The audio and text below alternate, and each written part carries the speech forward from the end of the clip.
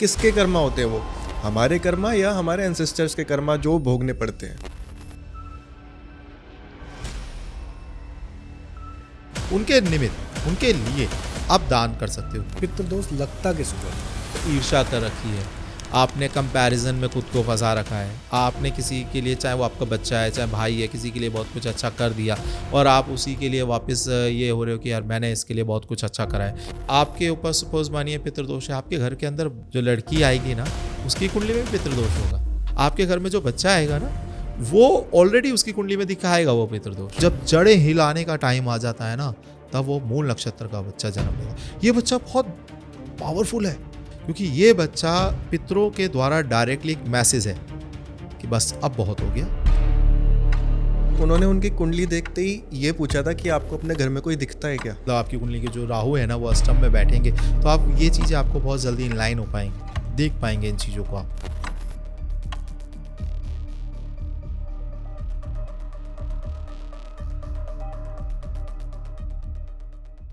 Manav sir, welcome back to the Pixel Talks. Har Har Mahadev. Har Har Mahadev. Har Har Mahadev sir, कैसे हैं आप?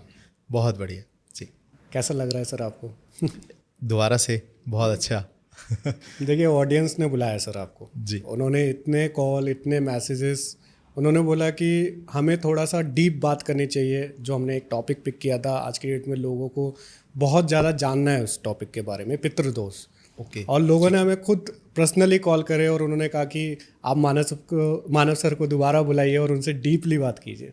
तो हमने सोचा कि क्यों ना हम एक टॉपिक जो हमने पहले पिक किया था पर उसको हमने बहुत ज़्यादा डीप नहीं समझा था, आज हम थोड़ा उसको डीप जा करके समझें। जैसे लास्ट पॉडकास्ट में हमने बात करी थी कि पितृदोष क्या होता है, आज भी हम वो चीज़ समझेंगे थोड़ा, ताकि जो लोग नए हमारे साथ जुड़े हैं उनको भी वो समझ आए।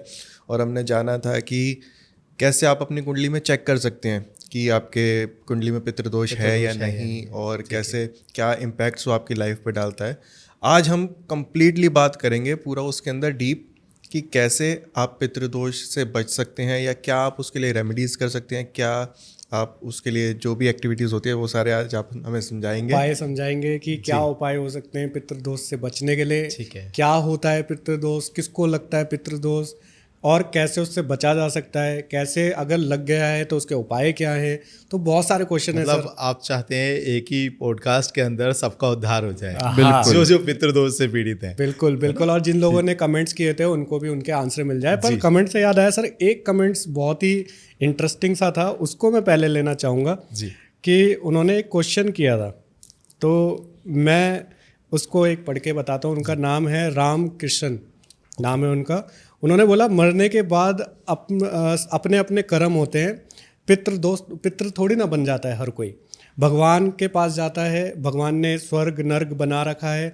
जिसके अच्छे कर्म होते हैं वो स्वर्ग पे जाते हैं और जिनके गलत कर्म होते हैं वो स्वर्ग पे जाते हैं। पर आपने जैसा अपने पॉडकास्ट पे कंप्लीटली बोला कि हर जो व्यक्ति होता है वो हर कोई पितृ बन जाता है। जी। तो क्या ये सच है सर कि हर कोई पितृ बन जाता है? ठीक। या फिर इस हम क्वेश्चन के साथ में स्टार्टिंग हाँ, करते हैं। तो इस क्वेश्चन से ही स्टार्ट कीजिए सर सबसे तो पहले। पहले हम थोड़ा सा ये चीज़ देख लेते हैं कि पितृदोष है क्या, है ना। उसके साथ साथ हम इसको भी ले लेते हैं कुछ। देखिए आपके जो जीवन जो चल रहा है ना, जिस जगह हम आए हैं इसे हम मृत्यु लोक बोलते हैं। ठीक है, यहाँ हम आए हैं पहले से तय है कि मरना सब ने है। यहाँ कोई और ऑप्शन ही नहीं है कि आप कुछ भी दे लेके थोड़ी सेटिंग कर सकें, ऐसा ऑप्शन ही नहीं है। सब ने मरना है, सबको पता है। तो यहाँ पर क्या सीन है कि मृत्यु लोक इसीलिए नाम है।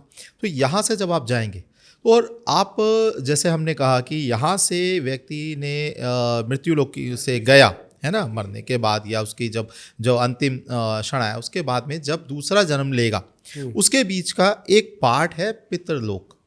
ठीक है, ये सारा टाइम नहीं है पितृलोक का, इसके बीच का एक पार्ट है। ठीक है, अब इसमें कई सारे अलग अलग श्रेणियां हैं। पितृलोक है तो मतलब कितना आपको परेशानी होगी। अब जैसा हमने बताया कि वहाँ पे फ़र्क क्या है यहाँ से और वहाँ पे, वह हमारे आसपास ही है, सेम पैरेलल यूनिवर्स आप कह सकते हैं। बट वहाँ हर तरफ आग लगी हुई है, आग में वो जल रहे हैं, तभी तो तर्पण करा जा रहा है, तभी तो हम उनके निमित्त तर्पण की बहुत ज़्यादा मान्यता है। नहीं तो क्यों तर्पण करेंगे, है ना। क्योंकि हम यहाँ से उनके जो वंशज हैं हम उनको वो एनर्जी दे रहे हैं पानी की, हम उन्हें वहाँ से वो आग शांत होगी उनकी तो वो हमें एनर्जी देंगे हम जो चाहते हैं। तो यहाँ गिव एंड टेक का एक रूल है। ठीक है, अब यहाँ पर क्या सारे ही पितृ बन रहे हैं? तो देखिए ये एक जो क्वेश्चन जिन्होंने करा है राम जी ने, ये बहुत वैलिड क्वेश्चन है। तो यहाँ हमने ये नहीं कहा कि सारे ही बन रहे, अपने कर्मों के अनुसार आप बनेंगे। अब आप ये बताइए, आपने जन्म लिया, समझेगा कि अब यहाँ पर आप आए, कौन सा ऐसा व्यक्ति है जो ये कह रहा है कि आके उसे कुछ नहीं चाहिए। आपको अगर कुछ भी नहीं चाहिए, आप सिर्फ यहाँ आए हो, प्रभु का नाम लीजिए, आप पूरा जीवन अगर आपने ऐसा ही बिताया है कि जी प्रभु के नाम में हमने पूरा जीवन बिता दिया, हमें यहाँ पे कुछ नहीं चाहिए, क्योंकि जो हम भोग रहे हैं हमारी ही कर्मास है और हम सिर्फ भोगेंगे, हमारे को किसी से कोई ना जेलसी ना कोई प्रॉब्लम है, हमने पूरी ज़िंदगी ऐसा करा, तो निश्चित तौर पर आप बैकुंठ धाम जाएंगे ना, यही तो कहा गया है। आपको खुद परमात्मा लेने के लिए आपके लिए द्वार पे है। अब कई लोग ये भी, इस जगह कॉन्सेप्ट ये भी है, कई लोग कहते हैं यमराज आ रहे हैं, कई लोग कहते हैं यमदूत आ रहे हैं, कई लोग कहते हैं नहीं जी एंजल्स आ रहे हैं, ठीक है। अब कई लोग अपने अपने इस तरीके से भी शेयर करते हैं कि जी लेने तो एंजल्स आते हैं, कई लोग कहते हैं नहीं यमदूत आते हैं, कई लोग कहते हैं बहुत भयानक होते हैं, कल कहते हैं बहुत सुंदर होते हैं। तो इसमें से क्या कोई झूठ बोल रहा है? नहीं, झूठ नहीं बोल रहा है। एक ही सिक्के के दो पहलू हैं। जिसके जैसे कर्म है वो उसने वैसे ही वो चीज़ें फील करी हैं।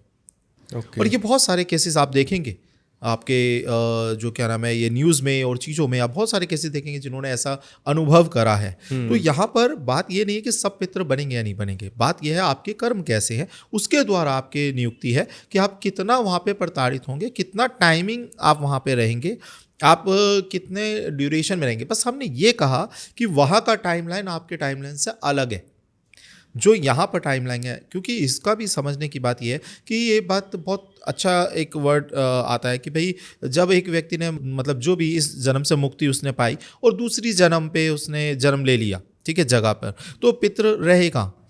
ये तो हमारे सामने ही तुरंत हो गया है ना। यहाँ से व्यक्ति गया और दूसरी जगह जन्म ले लिया, तो जब आत्मा ने दूसरी जगह जन्म ही ले लिया तो पितृ का तो कॉन्सेप्ट ही खत्म है ही नहीं। तो यहाँ पर यही हमने पहले भी बताया और अभी भी हम इसी चीज़ पे चर्चा कर रहे हैं कि एक्चुअली पितृ लोग जो है वो टाइमिंग वहाँ का अलग है, आपके यहाँ का अलग है। जैसे कि आप कनाडा जाएंगे तो कनाडा के अंदर एक ही कनाडा में भी 2-3 जोन है, टाइमलाइन है ना। आपके यहाँ से आप डायरेक्टली बात करें कनाडा में, कोई सपोज करें आपके कोई नोइंग है, आप कॉल करें, उसके बाद रात हो रही होगी, आपके यहाँ दिन हो रहा है, सेम टाइम पे आप बात कर रहे हो, लेकिन बिल्कुल सेम टाइम पे बात चल रही है, लेकिन उसके यहाँ रात है, आपके यहाँ पे अलग वक्त और उसके यहाँ पे अलग वक्त। कैसे? एक ही जगह रहकर, पृथ्वी तो एक ही है। तो यहाँ पर हम बात करें बिल्कुल अलग अलग लोगों की, वहाँ का टाइमलाइन अलग है, यहाँ की अलग है। और वहाँ की जो टाइमलाइन है, वहाँ का जो टाइम है वो रुका हुआ टाइम है। आप यहाँ पे जैसे एक दिन देख रहे हो, यहाँ वहाँ पे कई साल बीत रहे हैं। हालांकि जो आपका जब व्यक्ति जब इस दुनिया को छोड़ के जाता है तो जो पहला दिन होता है वहाँ पे 1 साल है। इसीलिए हम बरसी करते हैं, इसीलिए हम 1 साल का टाइम लेते हैं, क्योंकि उसे आत्मा को ये अभी एहसास ही नहीं हो रहा कि वो चला गया, या अब वो चला गया, वो इतने दर्द में पहुंच गया और यहाँ पे उसके जो वंशज है वो ऐश कर रहे हैं, खुशी मनाए। क्योंकि हम क्या कितनी देर, एक नॉर्मल ह्यूमन बीइंग क्या कितनी देर रोएगा?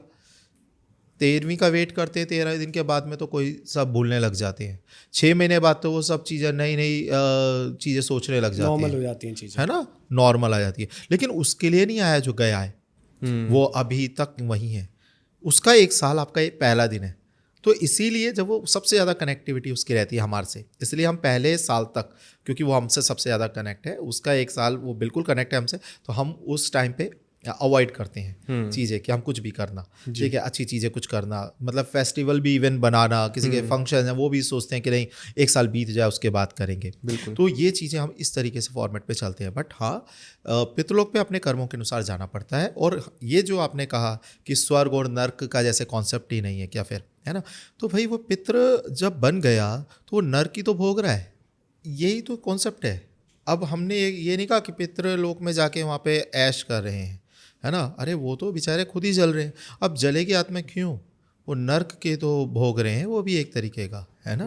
तो बेसिकली कहने का मेन मतलब ये है कि अब उन्होंने अच्छे कर्म करे, उनको स्वर्ग मिल गया, या जल्दी उस चीज़ से मुक्ति होकर आगे कोई अच्छा जन्म मिल गया, आगे स्वर्ग का भी अनुभव है उनके लिए, तो वो सब चीज़ें हैं। लेकिन उससे पहले ये एक पार्ट है पितृ, ठीक है, पितृलोक जिसमें जाते हैं। अब इसी के साथ में नरक भी चलता है, ऐसा नहीं कि अब यहाँ से आपने अच्छे अच्छे चीज़ें दे रहे हो, उन्हें वहाँ पे राहत मिल रही है, अच्छी अच्छी चीज़ें मिल रही है, वो आप पे कोई अब इसे हम कार्मिक तरीके से भी समझेंगे आगे, ठीक है, कि वो होता कैसे है या कैसे नहीं, कुंडली के हिसाब से भी या कर्मों के हिसाब से भी वो हम बात करेंगे। लेकिन ऐसा है कि होते हैं, स्वर्ग भी होता है, नर्क भी है, या ये कह लीजिए कि देखो यहाँ पर भी वही सेम चीज़ है। आप जब कोई बहुत ज़्यादा परेशानियाँ देख रहे हो तो एक तरीके का नर्क वाली फीलिंग आती है ना। तो ऐसा नहीं है कि यहाँ पर रहकर भी हम स्वर्ग और नर्क का अनुभव नहीं कर रहे हैं, ठीक है, वहाँ पे भी करें, बट ये चीज़ों को अलग अलग डिवाइड करें। अब आपने दूसरा जन्म लिया, अगर दूसरा जन्म आपने बहुत ऐसे किसी दरिद्र फैमिली में अगर ले लिया, तो वो क्या है, वो भी तो एक तरीके का नर्क ही भोग रहे हो ना आप। तो ये पैटर्न किस चीज़ पर डिपेंड करता है? आपके कर्मों के ऊपर। स्वर्ग नर्क वो विधाता ने अपने अनुसार नहीं तय कर रखा, वो आपके कर्मों के अनुसार तय करा है। हमारे को कोई भी भगवान या कोई यूनिवर्स हमारा दुश्मन नहीं है, कभी से भी नहीं था। उसने हमारे को सब चीज़ें दे दी, पूरा जीवन दे दिया। आपने मरने से पहले, ये मतलब जब आप दूसरे लोक में थे, पितृलोक में थे, या आप ये कह लीजिए उस टाइम पे आत्मा जब झेल रही है चीज़ें इतने हजारों सालों का, उसके हिसाब से वहाँ पे टाइम लाइन है, तो वहाँ पे वो जब झेल रही है, उसने ही गिड़गिड़ा के मांगा ना कि मुझे इतने टाइम नहीं झेला जाएगा, कोई ऑप्शन है ना छोटा सा, प्लीज़ दे दो। तो विधाता ने इस जगह आप पे दया करके, हम पे दया करके ये ऑप्शन दिया कि चलो ठीक है, आप थोड़ा सा टाइम, आपको 6000 साल का सपोज अगर बहुत लंबा रुका हुआ टाइम आपने दर्द में झेलना है, आपको मैं कहूँ नहीं 6 दिन के लिए आप ये सारी प्रताड़ना है, मैं 6 दिन के अंदर ही आपकी समटवा सकता हूँ, तो आप 6 दिन ही चुनोगे। बिल्कुल। तो ऐसे ही हमने सब, जितने भी हमने यहाँ पे जन्म लिए हुए आप लोगों को देख रहे हो ना, सब ने वो 6 दिन ही चुने, 4 दिन चुने। अब मैं आपको कहूँ 6 नहीं, आपको मैं एक और चीज़ कर सकता हूँ, आप पे मैं ज़्यादा खुश हूँ, तो 6 के आप 3 कर देता हूँ, 3 ही दिन सिर्फ झेलना है, तो आप कहोगे और बढ़िया है ये तो मेरे लिए। मैं कहूँगा 1 दिन कर दूँ, अरे कहोगे आप तो खुशी से आ जाओ, मैं 1 ही दिन झेल के सिर्फ आ जाऊँगा। लेकिन यहाँ पे जो रह रहे हैं वो लोग क्या कहेंगे, ये यार ये बच्चा हुआ और ये जल्दी हो गई, ये भगवान ने अच्छा नहीं करा, या आपने चुना है, इसमें उसका रोल नहीं है, उसने तो दया ही दिखाई है, ठीक है, या आपने चुना है। अब यहाँ पे कोई ऐसा 30-40 साल की एज में गया, अरे यार उसके बच्चे छोटे थे, अच्छा नहीं करा भगवान ने, जल्दी चला गया, ये उसी ने चुना था जाने का, वो तो खुश हो रहा था कि मैं जितने जल्दी यहाँ से भगवान ये अपने कर्म काट के आऊँ जल्दी। अब यहाँ आकर हम फिर जो हमने चुना कि हम कर्म काटने अपने यहाँ आए हैं, ठीक है, और फिर यहाँ आके हम कहते हैं अरे इन्हीं कर्मों से अब बचाओ हमें, अब हमें रेमेडी दो, अब हमें कुछ और चीज़ दो, हमें जादू दिखाओ कुछ यहाँ पर। तो यही इसीलिए कुंडली पर हम जाते हैं कि कुंडली, कोई भी ज्योतिष ऐसा नहीं है कि कोई जादू का पिटारा है कि आपने यूँ करा और सब कुछ हो गया। लोग बाग जो ये कहता है ना कि रातों रात करोड़पति बन जाओगे, वो सही मायने में ज्योतिष है ही नहीं।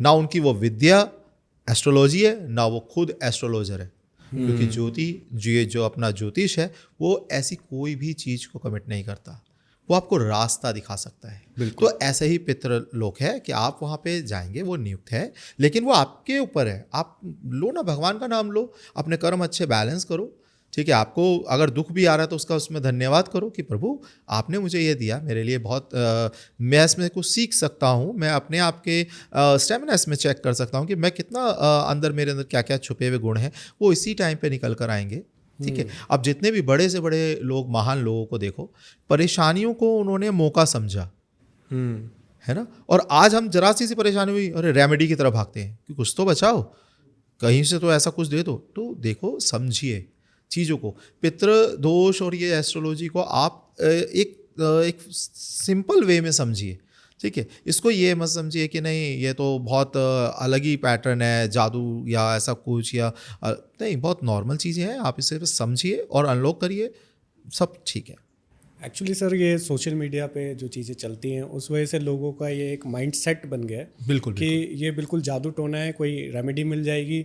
आधे से ज़्यादा लोग जो पॉडकास्ट देखते हैं वो इसी बस ताव में बैठे रहते हैं कि कौन सी आप रेमेडी दे दो और बस उनका उद्धार हो जाए। देखो, रेमेडी वर्क करती है, लेकिन वो सबसे पहले इस बात पे वर्क करती है कि आपके कर्म क्या है। बिल्कुल, ठीक है ना। आपके कर्म अगर नहीं है तो रेमेडी देने वाला और जो रेमेडी कर रहा है वो भी। अब एक बात बताइए, आपको मैं कह दूँ, अच्छा आपको करोड़पति बनना है, जाओ ये शुक्रदेव का ये मंत्र है और ये तरीका है, आप जाके मना लो। तो शुक्रदेव को आप मतलब क्या वो ऐसे ही दे देंगे, वो बैठे हैं कि हाँ आपने ये मंत्र पढ़ा, अरे ले जाओ ले जाओ, ठीक है। अब लोग जो ये कहते हैं रातों रात करोड़पति बन जाओ, उनके व्यूज़ आ रहे हैं लाखों में, ठीक है। आप एक बार व्यूज़ के नीचे देखो ना कमेंट कि कितने लोग बन गए करोड़पति, समझ में आएगा आपको कि उसमें कोई भी एक बंदे ने ऐसे रेज करा हैंड कि हाँ आपकी रेमेडी करके मैं तो करोड़पति रातों रात बन गया हूँ, ऐसा भी है नहीं। इतने लाखों बंदों ने देखा है, कोई नीचे कोई कमेंट हो तो समझ में आए ना, तो ऐसा है नहीं। लेकिन क्या है ये चीज़ें, अब एक उन्होंने जो वो एस्ट्रोलॉजर है नहीं, वो जो लोग हैं जो ऐसा बोल रहे हैं, जो ये सिर्फ एक बहाना या ऐसा गलत, मेरे को तो लगता है ये ना एक बहुत ज़्यादा निम्न स्तर पे एस्ट्रोलॉजी को दिखा रहे हैं या उल्टा और उसको डाउनग्रेड कर रहे हैं। वो जो भी हमारे ग्रह हैं उनको बहुत ज़्यादा, इन्हें पता लग गया राहु रात रात दे सकता है करोड़, बिल्कुल दे सकते हैं। अरे आप उसके लायक भी तो हो, आपके कर्म भी तो होने चाहिए, ठीक है। आप बैठे रहो और आप कहो कि हाँ जी मैंने तो ये रेमेडी कर ली, अब मैं पलंग पे आराम से सो रहा हूँ, काम कर रहे हैं ना ग्रह मेरे लिए, ये पॉसिबल नहीं है। हाँ डेस्टिनी होती है, मानता हूँ इस चीज़ को, ठीक है, लेकिन कर्म ही उसे फलित करते हैं, ठीक है। तो हम फिर से वापस आते हैं जी। तो सर ये तो हमने समझ लिया कि जो आपने बताया कि इस जन्म से अगले जन्म के बीच का जो टाइम होता है वो आपका पितृलोक में कटता है, और वो टाइम आपके कर्मों के अकॉर्डिंग डिपेंड करता है कि कितने टाइम आप उस पर रह रहे हैं, वहाँ आप क्या भोग रहे हैं, वहाँ आप नर्क भोग रहे हैं या स्वर्ग भोग रहे हैं। साथ ही साथ आपने बताया था कि आप कार्मिक पैटर्न्स की बात करेंगे जी, तो साथ ही साथ उसको भी लेके चलते हैं कि क्या कार्मिक पैटर्न्स होते हैं और किसके कर्मा होते हैं, वो हमारे कर्मा या हमारे एंसेस्टर्स के कर्मा जो भोगने पड़ते हैं। ठीक है। तो देखिए इसको ना अब हम इस जगह पे दोनों ही तरीके से लेते हैं, एस्ट्रोलॉजी वाइज भी लेते हैं, ठीक है, कुंडली वाइज, और हम इसे कार्मिक तरीके से भी समझेंगे। पहले कर्म पे आ जाते हैं डायरेक्टली, ठीक है, कि देखिए यहाँ पर ना अब पितृ तो गए कर्म करके, ठीक है, उनके निमित्त उनके लिए आप दान कर सकते हो या आप उनके लिए आप तर्पण कर सकते हो ताकि उनकी जो आत्मा है उनको शांति मिले, ठीक है। यहाँ पर एक ऑप्शन ये आता है, आपके पास में एक पावर है, आप उनको पिंड दान करते हो। अगर पिंड दान करने पर उनका, पिंड का मतलब क्या होता है, ठीक है। अब देखिए ऋग्वेद में एक लाइन है, ठीक है, कि यत पिंडे तत् ब्रह्मांड, ठीक है, मतलब जो पिंड है वही ब्रह्मांड है, ओके। और ये हमारे लिए भी लाइन है कि हमारे अंदर जो पिंड मतलब जो हमारा शरीर है रूपी, ठीक है, इसी के अंदर एक ब्रह्मांड है। तो हम बाहर का यूनिवर्स और हम इस यूनिवर्स एक दूसरे के पूरक हैं जो हमारे अंदर है, और इसीलिए पिंडदान होता है। वो सूक्ष्म शरीर बनाता है, वो विवेक बनाता है एक आत्मा का, क्योंकि आत्मा के अंदर क्या होता है, हम जो व्यक्ति हैं हमारे पास में 3 चीज़ें इनलाइन है, मतलब 3 चीज़ें हैं हमारे पास इनलाइन। हम चाहे पूरी ज़िंदगी नहीं करते, ये बात सच है, बट वो 3 चीज़ें हमें दी है कुदरत ने। क्या है? एक आत्मा मिली, एक शरीर मिला और एक मिला विवेक, ठीक है, हमारी बुद्धि जो है, उसी को हमें इनलाइन करना आपस में। बुद्धि से हमें आत्मा के राज खोलने हैं और ये जानना है एक्चुअली कि क्या सही है क्या गलत है, या आपका मतलब ये मोह माया त्याग कर सब चीज़ें आप एक बैलेंस करना है। जैसे एक सिंपल उदाहरण लेते हैं, आपका कोई जिससे भी आप सबसे प्यार करते हो, सपोज मानिए कोई लड़की है या वाइफ है आपकी, वो आपके आके कंधे पे चढ़ जाती है कि मैं प्यार करती हूँ, गोदी में, आपको पहली बार अच्छा लगेगा, अरे लाड जता रही है, प्यार जता रही है ना। फिर थोड़ी देर बाद में, कितनी देर, आधा घंटा अगर वो रहती है नहीं है, मेरे को तो यहीं रहना है, फिर आप क्या कहोगे, भैया उतर जा, कमर दर्द हो गई। 2 घंटे बिता दिए, फिर आप फिर लड़ोगे, भाई देवी अब मेरी हालत ख़राब हो गई। कितने घंटे आप सोच सकते हो? ये प्रैक्टिकली किसी दिन करके समझ में आएगा आपको। आप छोटा बच्चा ही गोदी में ले लो अपना, जिससे आप सबसे ज़्यादा प्यार करते हो, सही बात, ठीक है ना, आप उसे भी 2 घंटे बाद कहोगे भाई उतर जा, अब नहीं सहा जा रहा। तो ये विवेक आपका काम करता है कि मेरा शरीर भी है, वो भी थक रहा है ना, मेरा विवेक भी है कि भाई हो गया इतना प्यार मोहब्बत, ठीक है, तो सब उस टाइम पे प्यार खत्म हो जाता है। मतलब प्यार की हमारी लिमिटेशन है, लेकिन आत्मा के अंदर ये नहीं है, आत्मा के अंदर विवेक नहीं है। आत्मा की जो फीलिंग्स है आत्मा के अंदर, और वो लिमिटलेस है।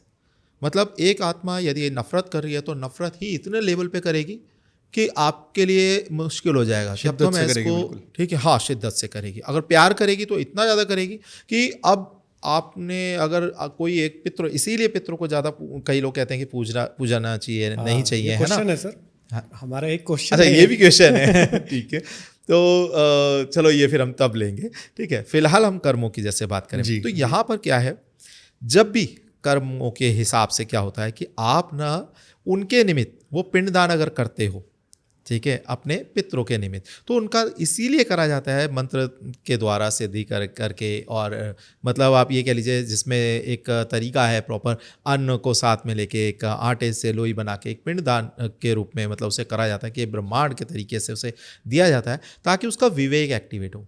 और जब आत्मा का विवेक एक्टिवेट होगा, उसको मोह माया सब चीज़ें छोड़ देगी, तब वो आगे की तरफ बढ़ेगी।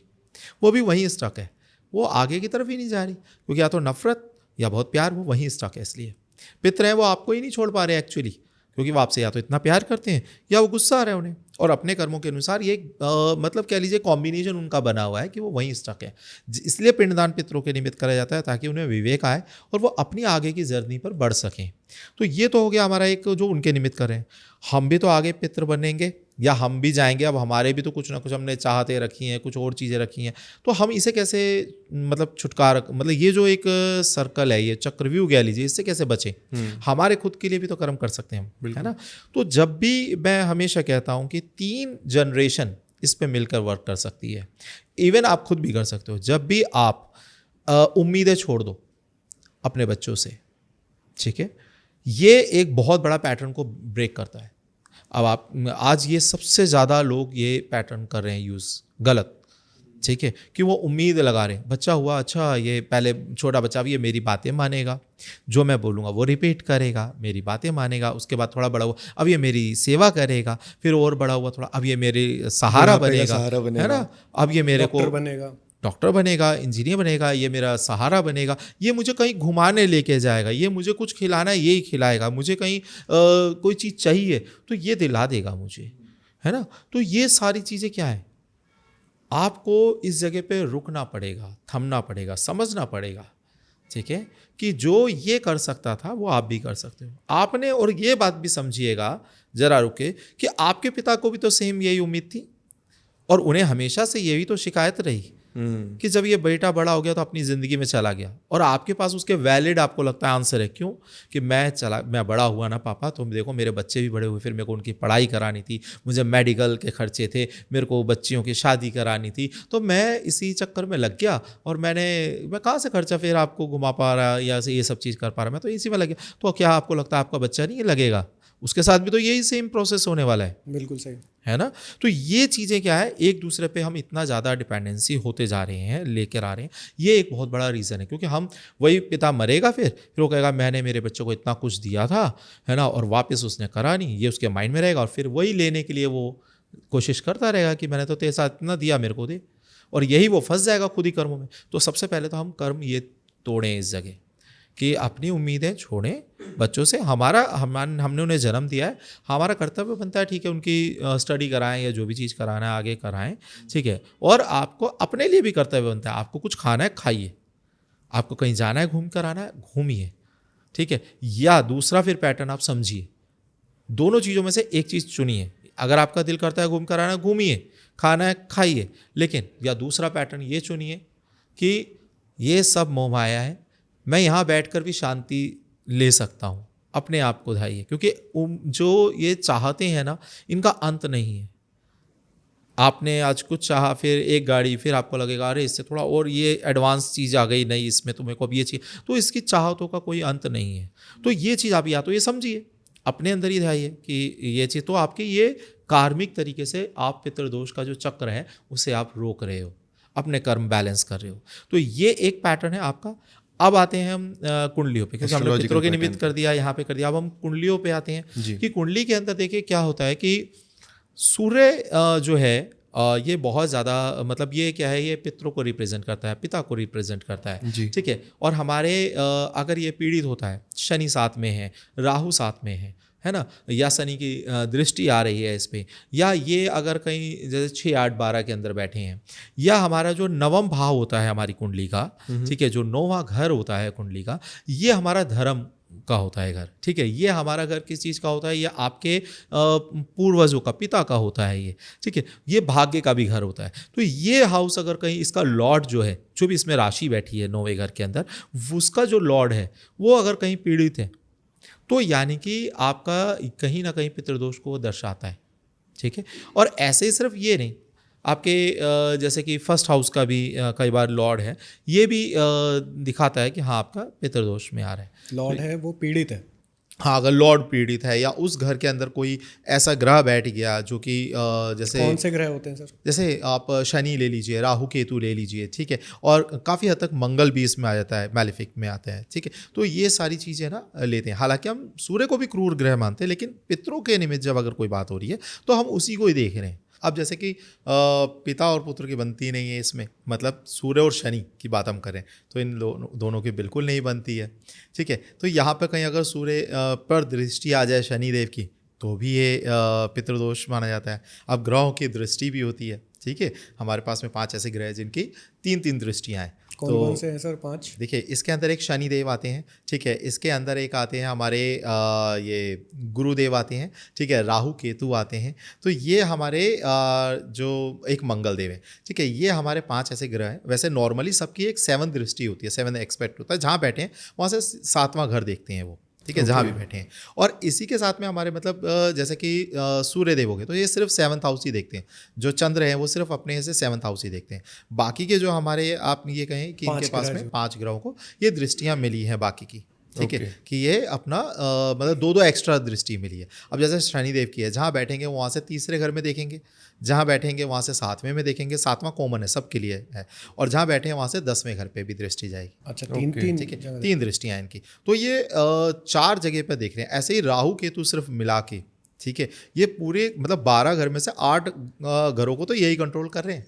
अच्छा, पूरे जो 12 घरों में से 8 घरों में, एक में जहाँ ये बैठे हुए एक एक में बिल्कुल अपोजिट रहते हैं एक दूसरे से ये, और एक एक जहाँ ये बैठे हैं, और उसके अलावा जो ये बाकी के 3-3 जगह देख रहे हैं, तो टोटल मिला के 8 जगह पे तो ये खुद दृष्टि देख रहे हैं। और यही मैं कहता हूँ कि जो राहु देव 99% लोगों को अपनी उंगलियों पे नचा रहे हैं, और कई लोग कहते हैं ये सिंपल सा उपाय करो और राहु को नचाओ अपनी कुंडली पे, तो उंगलियों पे, ऐसा पॉसिबल कैसे है? ठीक है, तो ये सब कर्मों के ऊपर है। कर्म अगर आपके होंगे ना तो फिर एक ग्रह भी बाधित होगा, वो आपको देना उसको पड़ेगा। ओके, ठीक है, तो ये चीज़ें होती हैं। अब हम जैसे अपने उस पर आ गए, ठीक है, फिर से कि हमारे अपना अगर चल रहा है एस्ट्रोलॉजी वाइज की, एस्ट्रोलॉजी के हिसाब से कई लोग चाहते हैं कि देखो हमने कर्मों के हिसाब से बैलेंस तो करना सीख लिया, एस्ट्रोलॉजी के हिसाब से हम देख रहे हैं, चलो पीड़ित है, मान लिया हमारा राहु पीड़ित है, कोई दिक्कत नहीं है, ठीक है। अब इस जगह हम कर क्या सकते हैं इस जगह, ठीक है। तो आप राहु से अगर मतलब राहु से आपने सूर्य पीड़ित है, ठीक है, तो इस जगह कर क्या सकते हैं? तो आप पितरों के निमित्त मतलब अपने सूर्य देव के निमित्त आप कुछ भी तर्पण करिए, सूर्य देव का जल चढ़ाएं। सूर्य देव को जो जल चढ़ाते हैं ना, वो कहीं ना कहीं आपके पितरों से लिंक है ही है। अच्छा, ठीक है, आप उन जो नवम भाव का जो भी मालिक है, ठीक है, जो भी उसका लॉर्ड बन रहा है, तो उसके निमित्त आप वो चीज़ें करिए, दान करिए उसके निमित्त, ठीक है। ये ग्रह क्या है? ये आपकी बॉडी का ही एक हिस्सा है, एक पार्ट है, आपके अंदर ही वो घटित हो रहा है। जैसे हमने बात करी पिंड है, ठीक है, हमारी बॉडी भी एक पिंड है। तो जो एस्ट्रोलॉजी बेसिकली है ना, वो आपका ये बाहरी जो ब्रह्मांड है इससे कनेक्शन है आपके अंदर के ब्रह्मांड का। जो ये वे है ना, ये एस्ट्रोलॉजी है, सिंपल। तो आपके जो अंदर का ब्रह्मांड है उसका जो तत्व है, सपोज आपके अंदर कोई भी चीज़ अगर नेगेटिव आ रही है, आप उसे क्या करोगे? उसे बाहर निकालोगे ना। बिल्कुल सही। यही हम करते हैं कि ग्रह में अगर कोई भी नेगेटिव तत्व आ रहा है आपका, या कोई नीच का ग्रह या कुछ ऐसे दृष्टि आ रही है, हम उसका उपाय करते हैं, उसको उस तत्व को खाली कर देते हैं, उसका दान कर देते हैं। ठीक है। दान के मतलब परिभाषा ये है कि आप उस तत्व को निकाल देंगे बाहर, तो वो आपका बैलेंस होने लग जाता है। तो यही चीज़ पितरों के निमित्त, अगर आपका जो ये है 9th हाउस है, अगर ये कहीं इसका लॉर्ड पीड़ित है तो आप उसका दान वान करेंगे उसका। अब ये कुंडली वाइज डिपेंड करता है कि एक्चुअली कई लोग इस बात में भी आते हैं कि भाई क्या सबके लिए उपाय एक जैसा है ना? तो ऐसा नहीं भी है, और जर्नली सबके लिए देखो पितर जब वहीं लोग जा रहे हैं, अब यहाँ पे हम सब बैठे हैं, हम सबकी दर्द झेलने की ताकत अलग अलग हो सकती है, लेकिन ऐसा नहीं है कि दर्द होगा नहीं, है ना? हम सबको दर्द होगा।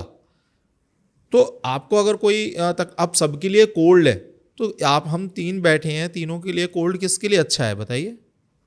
तीनों में से किसी के लिए नहीं है ना? वो बात अलग आ गई कि कोल्ड आपको ज़्यादा नुकसान कर सकता है, मुझे कम, या इनको बिल्कुल नहीं करेगा, है ना? हो सकता है आपके लिए वो दवाई छोटी सी दवाई में काम कर जाए, हमारे लिए नहीं करे, हमें उससे ज़्यादा इन्फेक्शन आ जाए, ठीक है। तो वो कितनी दवाई चाहिए, ये जो सारी चीज़ें हैं ये सबके लिए अलग अलग हो सकती है, लेकिन हाँ, कोल्ड नुकसान सबको करेगा, जो दवाई है वो सबको ज़रूरत पड़ेगी, ठीक है। अब ये ऐसा भी नहीं है कि हर किसी के लिए होता है पितृदोष सबका है, नहीं, ऐसा नहीं है। कुंडली में पता लगेगा कि ये जो जो जगह बताई है, ये अगर भाव पीड़ित हैं, अगर ये लॉर्ड पीड़ित हैं, अगर ये सूर्यदेव पीड़ित हैं, तो वो पितृदोष आता है। और अगर चंद्र भी अगर केतु के साथ बैठे तो ये थोड़ा जैसे मम्मी की साइड से उसको बहुत कष्ट मिलेगा। ठीक है, तो ये अब ये एस्ट्रोलॉजी की बहुत सारा एक बड़ा टॉपिक है, इस पर भी हम बात करेंगे। इस पे जैसे सर एक क्वेश्चन इस पे था हमारा कि पितृदोष लगता किसको है। ठीक है, अब अगर हम इसको थोड़ा और समझे कि किसको पितृदोष लगता है, ठीक है, तो तो वो देखिए, आप थोड़ा एक्सप्लेन कीजिए। हाँ देखिए, पिछले पितृदोष का इसी चीज़ को हम रिवर्स कर लेते हैं जो अभी हमने देखा जी। कि अगर आपने ज़्यादा मतलब ईर्ष्या कर रखी है, आपने कंपैरिजन में खुद को फंसा रखा है, आपने किसी के लिए, चाहे वो आपका बच्चा है चाहे भाई है, किसी के लिए बहुत कुछ अच्छा कर दिया और आप उसी के लिए वापस ये हो रहे हो कि यार मैंने इसके लिए बहुत कुछ अच्छा करा है, इसने तो मेरे लिए कुछ भी नहीं करा है, ये सब चीज़ें। और इसी दरमियान आपकी अगर होती है तो आपकी ये थॉट प्रोसेस रहेगा, तो आप वही पितृ, तो आप ही के तो वंशज है ना, तो आप उससे वही चीज़ वसूलोगे कि मैंने इतना करा था ना, आज तेरे को पानी भी नहीं दिया जा रहा मुझे, मैंने इतना करा था ना, आज मुझे खाना भी नहीं दिया जा रहा। तो ये जब आपसे वो वसूलेगा, अच्छा नहीं देना ना, तो ठीक है मैं बताता हूँ, तो वो कहीं ना कहीं पितृदोष बन गया। तो यानी कि वो लोग जो ऐसी बहुत सारी कामनाओं के साथ मरते हैं, जो अतृप्त रहते हैं, वही कहीं ना कहीं पितरों की श्रेणी में आ जाते हैं, वो आपसे लेना चाहते हैं। ठीक है, वो उस आग में जल रहे हैं और वहीं से शांति चाहते हैं। आप एक बताइए, आप पितरों से मांगते हो ना कुछ, लोग बात कहते हैं कि पितर हमारी रक्षा करें, हमें ये चाहिए या ये दें या वो दें, है ना। तो भाई वो आपको, जब वो खुद परेशान है, वो आपसे यही चीज़ कह रहे हैं कि ठीक है, जब आप कुछ चीज़ आपके पास है वो आप मुझे दे सकते हो, मेरे पास कुछ है तो आपको आपके लिए काम किए, तो हम क्या करें, एक्सचेंज कर देंगे ना। वही चीज़ पितर भी करना चाह रहे हैं, क्योंकि आपके पास में यहाँ पे तर्पण करने की ताकत है, पानी है यहाँ पर आपके पास में अपनी एनर्जी से उन चीज़ों को फ्लो कर सकते हो उधर, और वो फिर अपनी चीज़ों से आपको यहाँ पे लाभान्वित करेंगे। ठीक है ना, लेकिन ये गिव एंड टेक का रूल ही है। तो यहाँ पर अगर आपने ये चीज़ फॉलो नहीं करी तो पितर लग जाएगा दोष। ठीक है, आपकी कुंडली में होगा। अब ये एक बहुत इंटरेस्टिंग इसमें क्या बात है कि आपके ऊपर सपोज मानिए पितृदोष है, आपके घर के अंदर वही फैमिली भी आएगी, यानी कि आपकी जैसे लड़के की शादी हो रही है, जो लड़की आएगी ना, उसकी कुंडली में भी पितृदोष होगा। अच्छा, ठीक है, वो खुद ही अट्रैक्ट करेगी आपको, मतलब ये कुंडली को ऐसे ही जोड़ती है आपस में। आपके घर में जो बच्चा आएगा ना, वो ऑलरेडी उसकी कुंडली में दिखाएगा वो पितृदोष ही आएगा उसको। हाँ, तो ये चीज़ें, अब इसमें क्या है, हम खुद भी अपने हिसाब से, अब आपका जैसा क्वेश्चन है कि हम कैसे खुद इसको लगा लेते हैं या लग जाता है ना। तो मैं इसके ऊपर अपना एक वो लेता हूँ उदाहरण, एक पर्सन का जो लाइव, ठीक है, कि इन्होंने क्या करा, एक व्यक्ति है, सब कुछ पहले ठीक चल रहा था, इन्होंने अचानक से अपने इन्वायरमेंट के अनुसार दोस्तों के, लोगों को दिखाने या उनके साथ में बैठने के हिसाब से इन्होंने अपना ना कास्ट बदल ली। कास्ट ही बदल ली? हाँ, ठीक है। और ये आज की नहीं, उनके कास्ट बदली या धर्म बदला? कास्ट बदली, धर्म वही रहा। ठीक है, ये आज से पहले की बात बता रहा हूँ। उनके जो दादा, जैसे मेरे पास में जो केस आया, उनके दादा के बात है कि सब कुछ बहुत बढ़िया था, बट उनके क्या है, वो कोई ऐसे मतलब वो एक क्षत्रिय कास्ट के थे। ठीक है, अब उनका उठना बैठना जो था वो दूसरी कास्ट में था, ब्राह्मण में। ठीक है, तो उन्होंने क्या करा, उन्होंने अपनी कास्ट बदल ली, ब्राह्मण कर लिया। हाँ, कि भाई क्योंकि क्षत्रिय से कहीं उस टाइम पे ऐसा होता था कि ब्राह्मण थोड़ा सा परहेज कर रहे थे और उनको को बैठना था उनके साथ में, या उनका मतलब ये कह लीजिए कलीग थे सारे, तो उन्होंने अपनी वहाँ पर कास्ट बदल ली, खुद को ब्राह्मण दिखा दिया और चल गया वो काम उनका, कोई दिक्कत नहीं है, वो खुश है आराम से। सारे उनको मतलब उस टाइम पर मतलब वही बोल रहे हैं पंडित जी, और सब बातें चल रही हैं। अब उन्होंने जो बात ये आती है कि अगर कास्ट बदली है तो फिर उसमें गोत्र भी आते हैं। अब सबको पता है गोत्र भी एक दूसरे के क्या होते हैं, भाई ब्राह्मण है उनको तो पता है गोत्र हमारे इसमें क्या क्या है। ठीक है, तो उन्होंने जब गोत्र की बात आई तो उन्होंने कहा भाई ये भी प्रॉब्लम आएगी अब ये तो उन्होंने अपना गोत्र भी बदल दिया। गोत्र वो बता दिया जो ब्राह्मणों में कोई एक चुनकर। अब गोत्र क्या होता है, गोत्र एक धागा है जिससे सारी की सारी जितने भी पितरों की श्रेणियां हैं वो सब बंधी हुई है। आप कोई भी तर्पण कर रहे हैं वो गोत्र से कर रहे हैं, वो गोत्र से उन सब के निमित्त जाएगा। पंडित जी कभी तर्पण कराते हैं ना तो आपसे पहले 3 पीढ़ियां तक पूछते हैं, अगर दादा दादी, परदादा परदादी, सकल दादा और सकल दादी, ठीक है, जो उनके नाम है तो नाम अच्छा है तो नाम लो, ठीक है, नहीं है तो उनकी ये पदवी है, मतलब जैसे सकल दादा सकल दादी लो, परदादा परदादी ये ले लिया, ठीक है। उसके बाद में आगे के जितने भी पितृदेव हैं उनके निमित्त ये तर्पण है। और लेकिन ये गोत्र वाइज होगा, उन तक कैसे पहुंचेगा, वो गोत्र जो है ना वो श्रेणी है। तो इन्होंने जब गोत्र बदल लिया, अब इनको दिखाने के लिए पूजा हुई, सबसे पूजा हुई, वैसे रिलेशन बने, इन्होंने वही बदले हुए गोत्र से पूजा स्टार्ट करी। इन तक कोई दिक्कत नहीं थी, लेकिन इनके बाद की जो जनरेशन हुई उन सब में पितृदोष निकलने लग गया कुंडली में। अच्छा। जब पितृ अतृप्त रह गए, सब कुछ कॉन्सेप्ट खत्म, उनके जितने बाद की कुंडलियाँ हैं सबके सूर्यदेव पीड़ित। फिर एक ऐसा टाइम आया कि किसी से नहीं बनती, और ये इसका एक बहुत ज़्यादा एक ऐसा, मतलब हम डिटेल में जाए ना डीप में, तो इस घर के अंदर एक ऐसा व्यक्ति जन्म लेगा या आएगा बाहर से जो मूल नक्षत्र में होगा। अच्छा। ये केतु का नक्षत्र है, केतु जड़ है। आपने वो जब जड़ें हिलाने का टाइम आ जाता है ना, तब वो मूल नक्षत्र का बच्चा जन्म लेगा। ये बच्चा बहुत पावरफुल है, ये बच्चा अपने आप में इतनी पावर रखता है कि ये बहुत कुछ बदल देगा, लेकिन आपके सिद्धांतों पे नहीं चलेगा, अपने सिद्धांत। हाँ, इसीलिए कहते हैं सर ऐसे बच्चे को पैदा होते ही कुछ कंट्रोल करते हैं या कुछ ऐसी चीजें करते हैं। हाँ, ये मूल नक्षत्र देखिए तभी शांत कराए जाते हैं।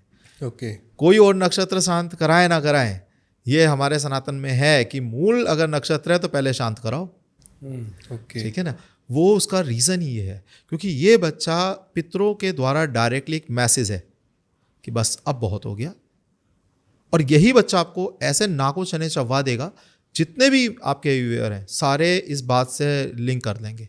अगर उनका कोई बच्चा है मूल का, उनके घर में हो सकता है कोई लेडीज आई हो मूल की, ठीक है, वो व्यक्ति उसकी अलग ही श्रेणी है। मैं ये नहीं कहता कि वो गलत रहेगा, नहीं, हो सकता है अगर उसके केतु महाराज अच्छे हैं तो वो धार्मिक होगा, धर्म पे चलेगा, लेकिन आपके अनुसार नहीं, अपने अनुसार चलेगा। आपकी बात तो उसको समझ में नहीं आएगी, उसकी बात आपको समझ में नहीं आएगी। कई मैंने ऐसे केसेस देखे हैं कि आपस में घर के ही लोग जानी दुश्मन होकर बैठे हैं, लड़ाई झगड़ा चल। हाँ, मतलब वो आप डाउन हो, वो इतना सक्सेस हो जाएगा बहुत ज़्यादा, फिर आप कहोगे अरे भाई ये तो हो गया, मैं नहीं पूछ रहा। ठीक है, कई बार वो सक्सेस ही नहीं होगा और आप उसे देते जाओ, हो ही नहीं रहा वो सक्सेस। आपको यही पितरों ने तो कहा ना, थोड़ा सा पानी देने में दिक्कत आ रही थी, मांग तो मुझसे ही रहा था, थोड़ा सा मेरे लिए करने में दिक्कत आ रही है, मांग तो मुझसे रहा था, लो अब यहाँ दो जितना देना है। तो ये एक बहुत ज़्यादा एक मतलब कह लीजिए राज या डिटेल है डीप, कि केतु के नक्षत्र जो है ये मूल नक्षत्र, इसके अंदर अगर पैदा हुआ है बच्चा तो वो मतलब हिला देगा वो घर को फिर। ठीक है, या बहू आ गई केतु के नक्षत्र की, या दामाद आ गया केतु के नक्षत्र का, वो पूरी चीज़ें आपकी ना यहाँ की, वो कॉन्सेप्ट ही अलग होगा उसका। अच्छा। ठीक है ना, आपका अलग कॉन्सेप्ट है, वो बिल्कुल ही अलग कॉन्सेप्ट होगा। आप उसे एक टाइम ऐसा आएगा उसे स्वीकार भी नहीं कर पाओगे, लेकिन उसकी पहुंच अगर उस व्यक्ति, अब ये उसकी कुंडली पे डिपेंड करता है, अगर उसने अपने केतु महाराज को अपने तरीके से अपनी बैलेंस करा तो बहुत कुछ आगे बनेगा। ये देखो हमारे सनातन में ना एक बहुत अच्छी बात थी पहले, आज नहीं है, कि सबसे पहले जैसे ही बच्चा जन्म लेता था उसकी कुंडली दिखाई जाती थी। सबसे पहला काम था पंडित बुलाओ, कुंडली बनवाओ, कुंडली दिखाओ, अच्छे से स्टडी करवाओ, क्या कहाँ पर क्या प्रॉब्लम है, उसको उसी तरीके से टैकल करा जाता था। आज क्या है, आज बाद में क्या, बहुत बाद में हम कुंडली की याद आती है। आज आप देखिए अपने जितने भी कमेंट अगर होंगे ना, आप समझिए उसका पैटर्न एक होगा, मैंने इतनों को दिखाया, मैं इतने जगह पे ये हो गया, बहुत विनाश हो गया, तब जाके, और दिखा चुके हो ऑलरेडी, तब जाके हम इस निष्कर्ष पे पहुँचे हैं। कई इतनी बीमार स्टेज में पहुँच गए तब हम इस स्टेज पे पहुँचे हैं। आपकी कुंडली में वो लिखा होगा पहले से ही कि आपकी यहाँ पे तबीयत खराब होनी है, आपकी ये हालतें ऐसी होनी हैं। हाँ, ये डिपेंड करता है कि ये गणना बहुत ज़्यादा लेंदी हो सकती है, क्योंकि ये इतना बड़ा टॉपिक है, ठीक है, एस्ट्रोलॉजी, जिसको एक जन्म में नहीं समझा जा सकता, 3-3 जन्म 4-4 जन्म कम पड़ जाएंगे। ठीक है, इतना लेंदी है। तो हर एक व्यक्ति के लिए, आज मैं अपने आप को देखता हूँ तो मैं हमेशा ये कहता हूँ कि मैं तो 0 पे हूँ, मैं कोई इसमें वो नहीं है कि क्योंकि इतना कुछ हमारे ऋषि मुनि जो बैठे थे उन्होंने पूरी ज़िंदगी इस पे लगा दी, है ना। तो ये बहुत बड़ा टॉपिक है। वो यहीं पे बैठ के ज़मीन पे बैठते थे ना, आसन पे, ज़मीन पे बैठते थे, वो पूरी तारों की गणना कर रहे हैं। आज तक उसे साइंस फेल नहीं कर पाई वो गणनाओं को, बिल्कुल, है ना। आज तक उसी पे ही रिसर्च हो रही है, उसी पे चल रहा है सब चीज़ें। तो ये इतना ज़्यादा प्रोमिनेंट चीज़ें हैं, और ये आपकी कुंडली में वो पितर भी दिखते हैं, और उसको आप अपने बैलेंस भी कर सकते हैं। सूर्यदेव को बैलेंस करो, उससे आपको फ़र्क पड़ेगा। ठीक है, 9th हाउस अपना बैलेंस करो, आप एस्ट्रोलॉजी के हिसाब से उसको बैलेंस कर सकते हो। कैसे कर सकते हैं सर? हाँ, जैसे कि आपका 9th हाउस कोई भी, मैंने बताया 9th हाउस के लॉर्ड है। अब लॉर्ड मतलब 12 राशियाँ हैं, 12 राशियों के अनुसार ग्रह लॉर्ड बनते हैं, ठीक है। जैसे पहला नंबर की अगर वहाँ पे 9th हाउस में राशि आपके पहले नंबर की है तो वहाँ पर क्या आता है कि मेष नगर वो राशि है, ठीक है। मेष राशि के जो स्वामी है वो मंगल देव बन जाते हैं, ठीक है। तो ऐसा ही दूसरे नंबर की अगर वहाँ पे राशि लिखी है, ठीक है। अब देखिए मैं एक कॉन्सेप्ट में से और डिटेल में बात करता हूँ खुलकर, ठीक है, कि हमारे पास में 12 जो राशियाँ हैं, 12 घर हैं और हमारे पास में 9 जो ग्रह हैं, ठीक है। ये कॉन्सेप्ट है इनका। और 27 नक्षत्र है, उसे बहुत डिटेल है, वो उसे हम बाद में देखते हैं। पहले हम जो 12 घर हैं वो घर मूव नहीं करते, वो एज इट इज़ रहते हैं। आप अगर कुंडली कोई खोल के देखेगा तो जहाँ ल लिखा है फर्स्ट हाउस जो है वो मूव नहीं करेगा, वो सबके लिए वही है। उसके अंदर कुछ अलग अलग नंबर लिखे हैं, वो नंबर राशियों के नंबर है, ठीक है, वो मूव करते हैं, ठीक है। हो सकता है आपकी लगन एक नंबर की हो, मेष लगन में जन्म हो, मेरी धनु लगन में जन्म है, तो अलग अलग लगन हो सकती है, 12 टाइप की लगने हैं, ठीक है। तो उनके जो लॉर्ड हैं, मतलब हर एक, जैसे एक नंबर की हमने बताया मेष राशि है, उसके मंगल देव होते हैं। 2 नंबर की अगर वहाँ पे राशि है आपके 9वें भाव में तो उसके वृषभ वो है राशि, ठीक है, उसके शुक्र देव हो गए, ठीक है, उसके लॉर्ड हो गए। अगर 3 नंबर की राशि है वहाँ पे मिथुन तो उसके क्या हो गए, बुध देव हो गए, ठीक है। ऐसी अगर 4 नंबर की राशि है तो उसके कर्क हो गए राशि और जो चंद्रदेव उसके लॉर्ड हो गए, ठीक है। 5 नंबर की अगर राशि है वो सिंह राशि हो गई तो उसके सूर्य देव हो गए लॉर्ड, ठीक है। अगर 6 नंबर की है तो वहाँ पर आपके फिर से बुध हो गए। 7 नंबर की अगर राशि है तो वहाँ से फिर से शुक्र देव हो गए। तुला राशि है तो शुक्र देव हो गए। अगर 8 नंबर की है तो वृश्चिक राशि हो गई, मंगल देव की अगेन हो गई तो यहाँ पे मंगल देव इसके लॉर्ड हो गए, ठीक है। अगर वहाँ पे 9 नंबर है तो फिर गुरुदेव उसके लॉर्ड हो गए, ये धनु राशि हो गई। 10 नंबर की और 11 नंबर की अगर राशि है तो ये मकर और कुंभ राशि है जिसके लॉर्ड हो गए अपने शनि देव, ठीक है। अगेन 12 नंबर अगर वहाँ पे लिखा है तो फिर से वो मीन राशि है तो फिर से अपने गुरुदेव उसके लॉर्ड हो गए, ठीक है। तो जो लॉर्ड है वो कहाँ पर है, वो पीड़ित है क्या? अगर किसी ऐसे ग्रह के साथ बैठे, मतलब जैसे राहु के साथ बैठे हैं, अगर सपोज मानो वहाँ पे 5 नंबर ही लिखा है तो सूर्य देवी उसके लॉर्ड हो गए, और वही अगर राहु के साथ बैठे हैं तो सीधा सीधा वो 9वां घर भी डिस्टर्ब है और आपका सूर्य देव भी डिस्टर्ब है। तो यानी कि इसी तरीके से 2 ऑप्शन आ गए ना एक साथ में, तो यानी कि ये पितृदोष ज़्यादा प्रबल बन गया। कहीं और अगर शनि देव ने दृष्टि दे दी तो और ज़्यादा। अब इस पे देखिए राहु देव तो यहाँ साथ बैठे हैं तो मतलब केतु देव की दृष्टि आएगी क्योंकि ये अपोजिट बैठे होते हैं हमेशा, ठीक है, तो केतु देव की भी दृष्टि आएगी। तो यहाँ पर इसी तरीके से देखा जाता है कि जो कितना प्रबल वो योग बन रहा है, इंटेंसिटी कितनी है उसकी, यही चीज़ तरीके से देखा जाता है कुंडली के हिसाब से, और उसे फिर बैलेंस करिए। अब बैलेंस क्या है, वो जो सही है वो तो बेचारा सही है ही है। आप जो नेगेटिव एक्सपेक्ट जो डाल रहे हैं उस पर, अब राहु देव वहाँ बैठे हैं तो राहु देव के उपाय करें, ठीक है, तो यहाँ पर चीज़ हो। और इसके लिए देखिए सबसे ज़्यादा मैं एक सिंपल उपाय बताता हूँ, काले तिल सफ़ेद तिल। ये तो आप मतलब मानिए कि ये ऐसी चीज़ है जो हमारे यज्ञों में भी और हर चीज़ों में ये माना गया है कि सबसे ज़्यादा ज़रूरी है काले तिल सफ़ेद, और ये पितरों के लिए भी बहुत ज़्यादा ज़रूरी है। आप देखेंगे तर्पण में चाहे कुछ हो ना हो काले तिल और सफ़ेद तिल जरूर शामिल करे जाते हैं, ठीक है। तो वो काले तिल सफ़ेद तिल लीजिए, जल में डालिए, ठीक है, और दूध डालिए उसमें जल में और शिवलिंग पे चढ़ाएं। डायरेक्टली राहु केतु के लिए ही है तो बैलेंस हो जाएंगे। थोड़ा और अच्छे चाहते हैं तो जैसे सर्दी आ रही है तो काला सफ़ेद कंबल लीजिए और उसे किसी जो गरीब है उनको दान दीजिए, ठीक है। अगर शनि देव की कोई दृष्टि ऐसी आ रही है तो शनि देव के निमित्त आप दान करिए। शनि देव के निमित्त कौन कर सकते हैं? जो कंस्ट्रक्शन करते हैं ना, लेबर। शनि देव मतलब लेबर क्लास के जो लोग हैं, बेसिकली क्या है, पसीना जिनका बहता है। तो शनि देव अगर आपके जैसे लगन में कोई है या प्रॉब्लम आपकी कहीं कर रहे हैं तो हम ये कहते हैं भाई जिम विम ज्वाइन कर लो, ठीक है। आपका पसीना बहना चाहिए, जितना पसीना बहाओगे उतना शनिदेव नॉर्मल होंगे, ठीक है। मेहनत के देव है ना, वो ऐसे नहीं देते कोई भी चीज़। जिस घर में बैठे हैं आपसे जी तोड़ मेहनत करवा देंगे, तो वो उनका देने का एक प्रोसेस है, तरीका है। तो ये चीज़ हम कहते हैं अगर उन्हों की दृष्टि आ गई सूर्यदेव पे, ठीक है, तो यहाँ पर आप शनिदेव के दान करिए। सूर्यदेव को प्रबल आप कर सकते हो, लेकिन यहाँ पे दान जो भी उस जगह उनको दूषित कर रहे हैं, दृष्टि में आ रहे हैं या जो भी उनको प्रॉब्लम दे रहे हैं, ठीक है, उस जगह उन ग्रहों का आप दान करें, सिंपल। और आप जैसे कि अगर आप इनकी बात करें अपना शनिदेव की, तो आप लेबर क्लास जो वर्क है ना, इन्हें चाय और इन्हें जो टोस्ट होते हैं ना, टोस्ट है ना, ये ज़रूर खिलाने चाहिए, ठीक है। आपके शनिदेव काफ़ी हद तक बैलेंस हो जाएंगे। और भी अगर चीज़ करनी है, देखो सबसे ज़्यादा जो बेस्ट लगता है मुझे, पहली बात तो एक चीज़ गांठ मार लें सारे, कि कुछ भी दे रहे हो आप, देते वक्त में अपने अंदर हमेशा एक वर्ड लेना है कि प्लीज़ इसे लेकर मुझ पे एहसान करो, ठीक है, इसका कोई विकल्प ही नहीं है, इसका कोई भी कहीं पे भी आप चले जाओ, इसका कोई विकल्प नहीं है कि मैं आपको कुछ चीज़ दे रहा हूँ उसके बाद ही कहूँ कि हाँ मैंने दिया है, इसका मतलब वो देना मेरा व्यर्थ है, वो तो उल्टा मैंने कर्मों में फंसा दिया अपने आप को।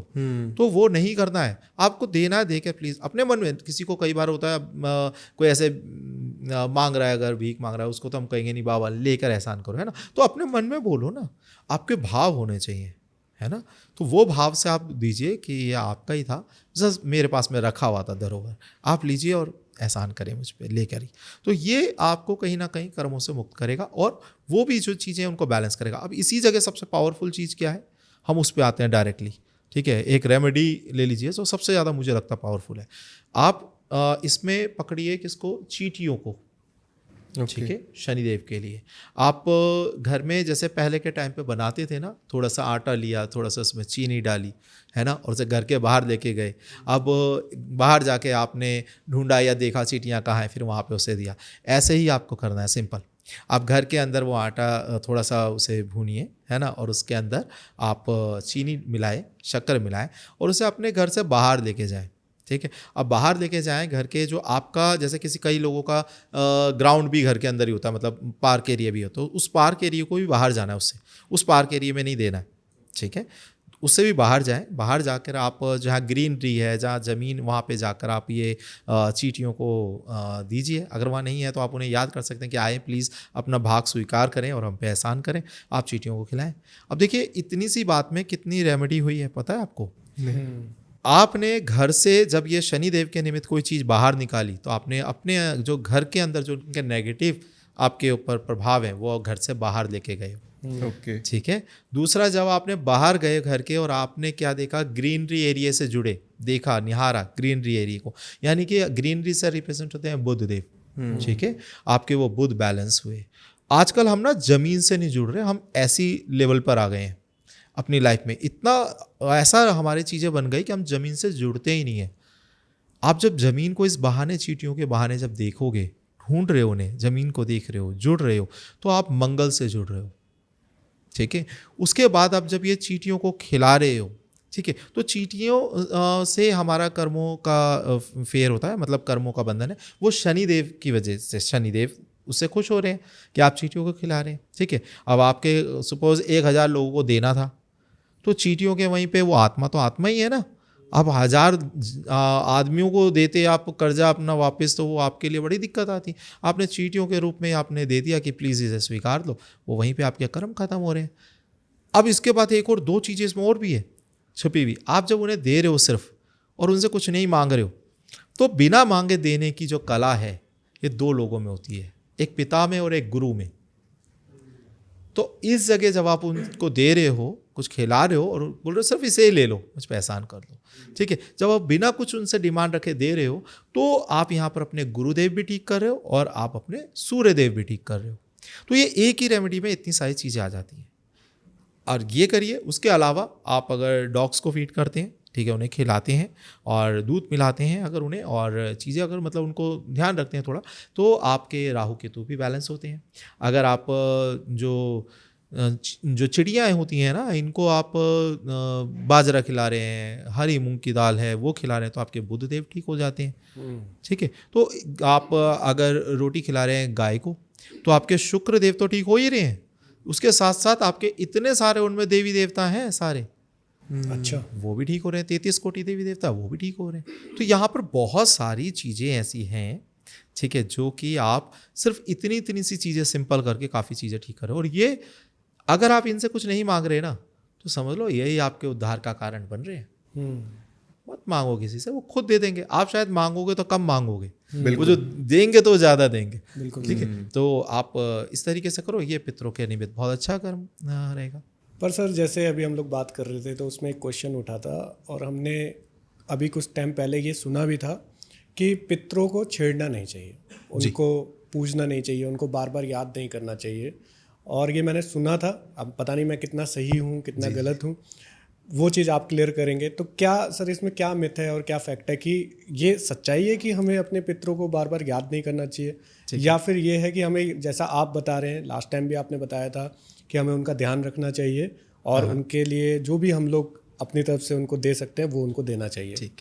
तो क्या रियलिटी है सर? क्या रियलिटी? ठीक है, तो देखिए ये भी अपने आप में बहुत अच्छा क्वेश्चन है आपका, क्योंकि इससे काफ़ी लोगों के क्वेश्चन मतलब जो उनके माइंड में होंगे वो सॉल्व हो सकते हैं। तो यहाँ पर क्या है, पितरों की पूजा करने के लिए नहीं कहा जा रहा। ओके। ठीक है, पितरों के लिए कुछ करने के लिए कहा जा रहा है। दोनों चीज़ों में अंतर है। मैं आपको एक रोज़ दे रहा हूँ, ठीक है, अब रोज़ देने का पैटर्न ये है कि आप क्या सोचते हो उसके लिए। मैं आप पे हार चढ़ा रहा हूँ, या हो सकता है आपका सम्मान है, हो सकता है मेरा आपके प्रति प्यार है, मेरा आपके प्रति आदर है, लेकिन इसका मतलब ये नहीं कि मैं आपकी पूजा कर रहा हूँ ना। तो चीज़ों में भाव में अंतर होते हैं। हम यहाँ पे पितरों को क्या कर रहे हैं, हम उनके लिए कुछ ना कुछ दे रहे हैं दान। क्यों दे रहे हैं? क्योंकि वो परेशानी में है कहीं ना कहीं, तो हम उनकी हेल्प कर रहे हैं ताकि यहाँ पर वो हमारी कर पाएंगे। ठीक है, वो आज़ाद होंगे, वो शांत होंगे, वो हमारी कर पाएंगे। हम यहाँ पर ये नहीं कह रहे कि आप पितरों के निमित्त एक आरती बनाओ और पितरों की आरती करो।